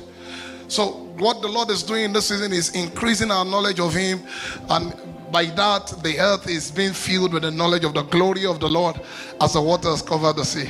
One more time, please help me appreciate and celebrate Dr. David Ogweli as he ministers to us. Thank you, sir. Good evening, everyone, and good evening all of you that are connecting, whichever timeline you're in. It's my honor, Pastor Dawson, just to be here, just to be in this space. You know, he has talked with me. We have shared at different times. I understand what is burning in his heart, and a new dimension has been added to this thing, which is the issue of family altar, awakening every family, every house becoming a house of worship. Let me read John chapter 4 verse 22. I know that we have heard so much about the Tabernacle of David, so I will decide not to dwell much on that. That is, I will dwell on the application, the essence. Okay. Because that man, David, lived ahead of his time. That was one man that tapped into the New Testament era. So many of the things he was, or the revelations he had, was about this age we are living in. He had revelation of the death of Christ, his resurrection, all the way to the throne, and had revelation of the New Testament church. What we call the tabernacle of David is actually how the New Testament church is supposed to function.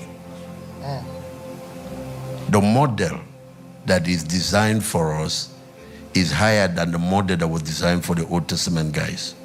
Their model was the Levitical order, the Moses order, the tabernacle of Moses, and all the things. And but David was writing about Jesus and the church, and God gave him revelation to create that new dimension where we can approach God face to face. The reason he could put an ark and did not put a curtain is because in the New Testament, the curtain was torn. The curtain was torn by Christ's death on the cross. So all of us now have the right to come into the Holy of Holies. All of us have right now to come with open face. That's not how it used to be.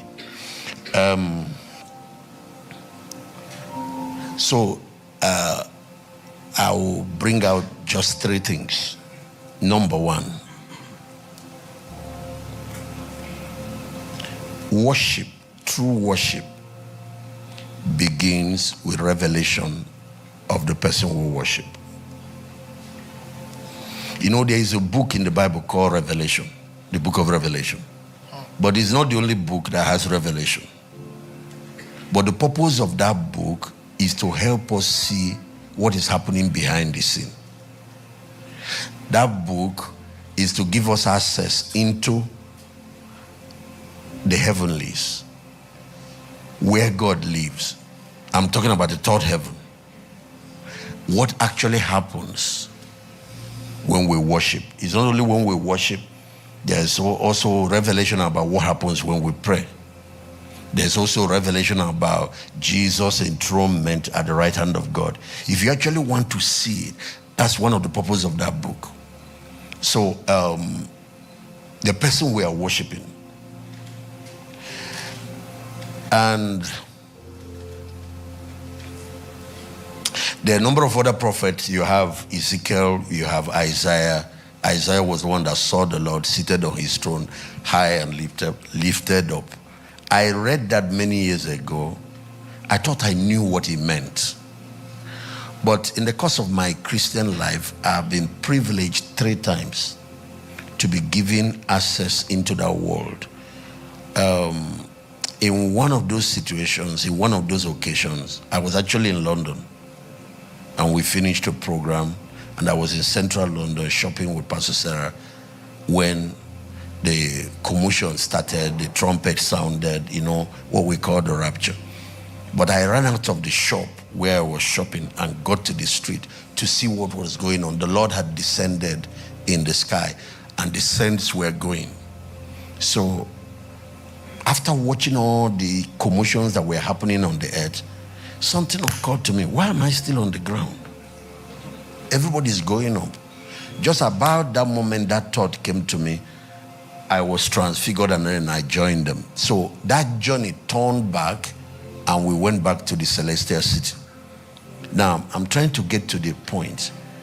I was privileged to witness worship in heaven, among many other things.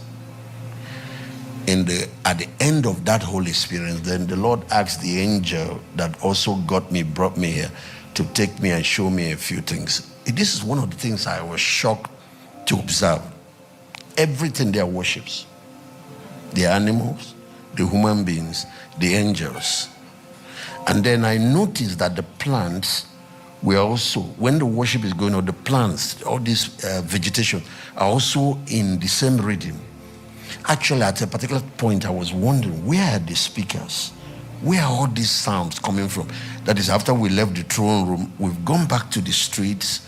You have these streets that are paved, but on the side are beautiful gardens. But music, worship is coming out from every. So I was trying to find out where the speakers were.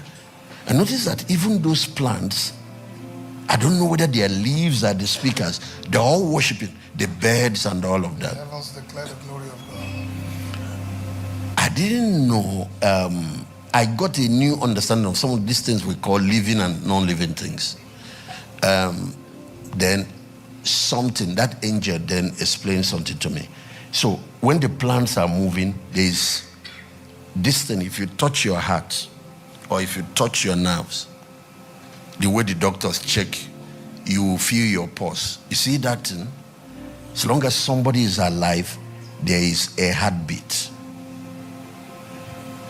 If that heartbeat stops, you know the person is dead.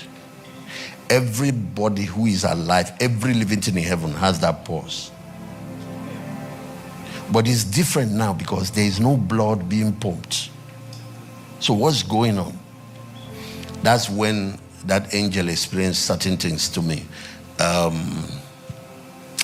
First of all, there are some things that I had to say. For example, at the floor of heaven, what I was expecting when we got there is to see a seat at the throne room and then somebody is sitting there so I can just come and greet him.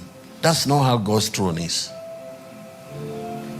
The whole city and planet gets their light from the throne. So the throne is high and exalted. The position they put, that's when I understood what Isaiah was writing. Isaiah said, I saw the Lord high. He was looking into the heaven, but yet from the floor of heaven, where his face is so high, it's like into the sky, because it's from there the sunlight comes. There's no other sunlight. There's no other electricity. There's no other. It's from there, and there is no shadow in this place. Father of light. No shadow. There's no shadow. You can't find anybody's shadow on the floor. And so this is what blew my mind, and that's what I want to share with us. I'll show it to you in the Bible in a few minutes. Everybody, because there's only one source of life. One source of light, one source of life. And it's the man that is seated on the throne. Now, everybody worships him. He supplies glory, he supplies light, he supplies life. But what we give him in exchange is worship. And that creates the sequence of life in heaven. Let me explain that again. Here you breathe in oxygen and you give out carbon dioxide. There you breathe in glory. You breathe in life, Zoe.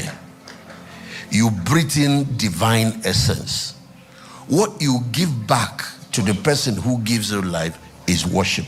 That's how life is maintained. Now, to help me understand, because everything was fine there, the Lord told that angel to show me certain things. One of the things he showed me was, he took me on an excursion to the second heaven. So I saw another part of heaven, and these are galaxies. That's if after the first heaven, this is what you call space. Another part of heaven where there are angels. Number one, none of them has light. Number two, they are withered. Number three, so anytime you see Satan masquerade like a shining angel, he's trying to deceive somebody. He has the ability to fake like an angel of light. He is not an angel of light. Yes, sir. The angels in the second heaven are like withered plants. When plants stop receiving water, when they start disconnect from sunlight, something happens to them. They wither away. That's exactly how they look. They radiate a terrible look. The angels of God have beauty and glory coming out of them. Now, that glory coming out of them, they absorbed it from the Almighty God. But these other angels, in that particular realm, there is no worship. There is no life. Everything is withered. And these are fallen beings. They used to be in God's service. So that angel was explaining something to me. He said, when a human being too disconnects from relationship, because Christianity is not a religion. You see, part of the principle of the tabernacle of David is replacing the rituals of the Old Testament with relationship and with life. David had a revelation of God. Not just those rituals, the different animals. You know, he wrote, he says, sacrifice and offering, that's not what you're looking for. A body you have prepared me. Then he said, lo, I come, as it is written of me. That's Psalm 40, in the volume of the books, to do your will, O God. Now, worship is life. Worship is the key to life. Worship is living. Our relationship with God is an exchange. It's not a one-track thing. We have received eternal life. I need to read it. Okay, 1 John chapter 1, verse 1. Let me show you what I'm talking about. That which was from the beginning. What is that? I want to help us see what that is. That which was from the beginning, which we have heard, which we have seen with our eyes, which we have looked upon, our hands have handled concerning the word of life. Verse 2. You see what he's talking about?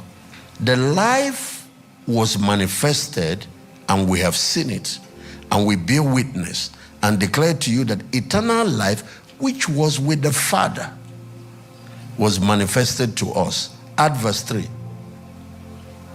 That which we have seen, what we have heard, declared to you, that you also may have fellowship with us.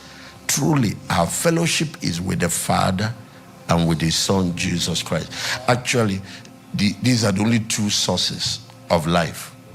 There's also something all of you will see when we get there that shocked me.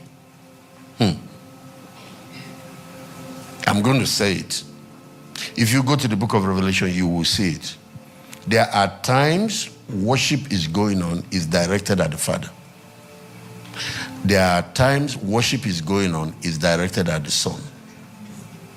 Now, for example, in the book of Revelation, you will see some of the worship that is directed at the Son, like, worthy is the Lamb of God that was slain to receive glory, honor, power. That one is directed at the Son. But you will see other times they are writing worship songs. There are a lot of worship songs in the book of Revelation that is directed at the Father. But here is what blew my mind. When it's time to worship the Father, Jesus comes down from his throne and assumes the role of the high priest. He stands in the front, and the whole heaven turns attention to the Father, and he is number one, and he worships the Father. You know, he told us that he's going to his Father and our Father. But he also said another thing. He said, my God and your God. He calls him my Father and your Father, and my God and your God. It shocked me. He's actually a high priest, but I didn't know the functionality of it. He was standing, and he is one that, you know, brings all that thing up. All that thing that is being offered ascends through him to the Father. But when it's time, when he is to be worshipped, he sits down on the throne. And then the whole heaven and every living thing, both the 24 elders, everybody worships him. Now, as worship goes on, what you get back is the impartation of life, the infusion of Zoe, the infusion of glory. Let me also say this. In our churches, in our worship services, and in our home, there is one thing that we should all look for. David, the heart of David is worship. But the essence of worship is God's presence. In the Old Testament, if you offer a sacrifice, what you look out for is that fire that comes from heaven. If it doesn't show up, the sacrifice is not accepted. Of course, God's presence is God's answer. If he doesn't respond, the sacrifice is not accepted. It doesn't matter what activities went through it.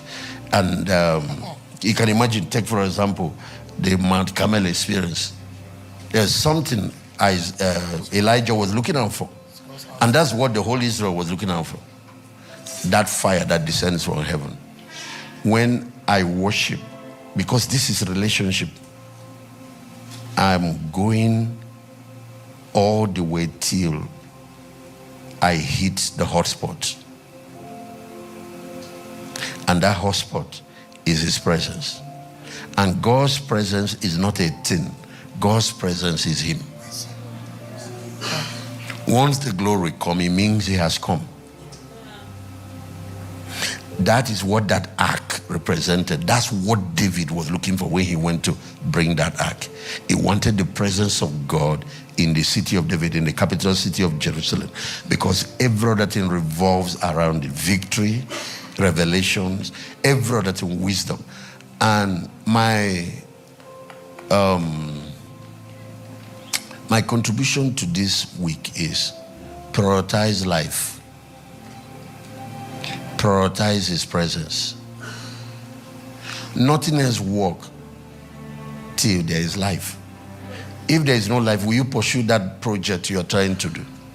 If there is no life, will you marry that woman you are trying to marry? With that program, all the goals you have for 2026, what will happen to them if you are dead? If you're already married, your children will be fatherless. Your wife, who knows, maybe it might belong to somebody else. That your company. So you see how important. I will prioritize my natural life above money. I will prioritize it above business. I will put life before every other thing. That's how it is in the spiritual. Prioritize life. If you understand the value of life, then you understand the value of worship. Prioritize God's presence. Without it, there is no life.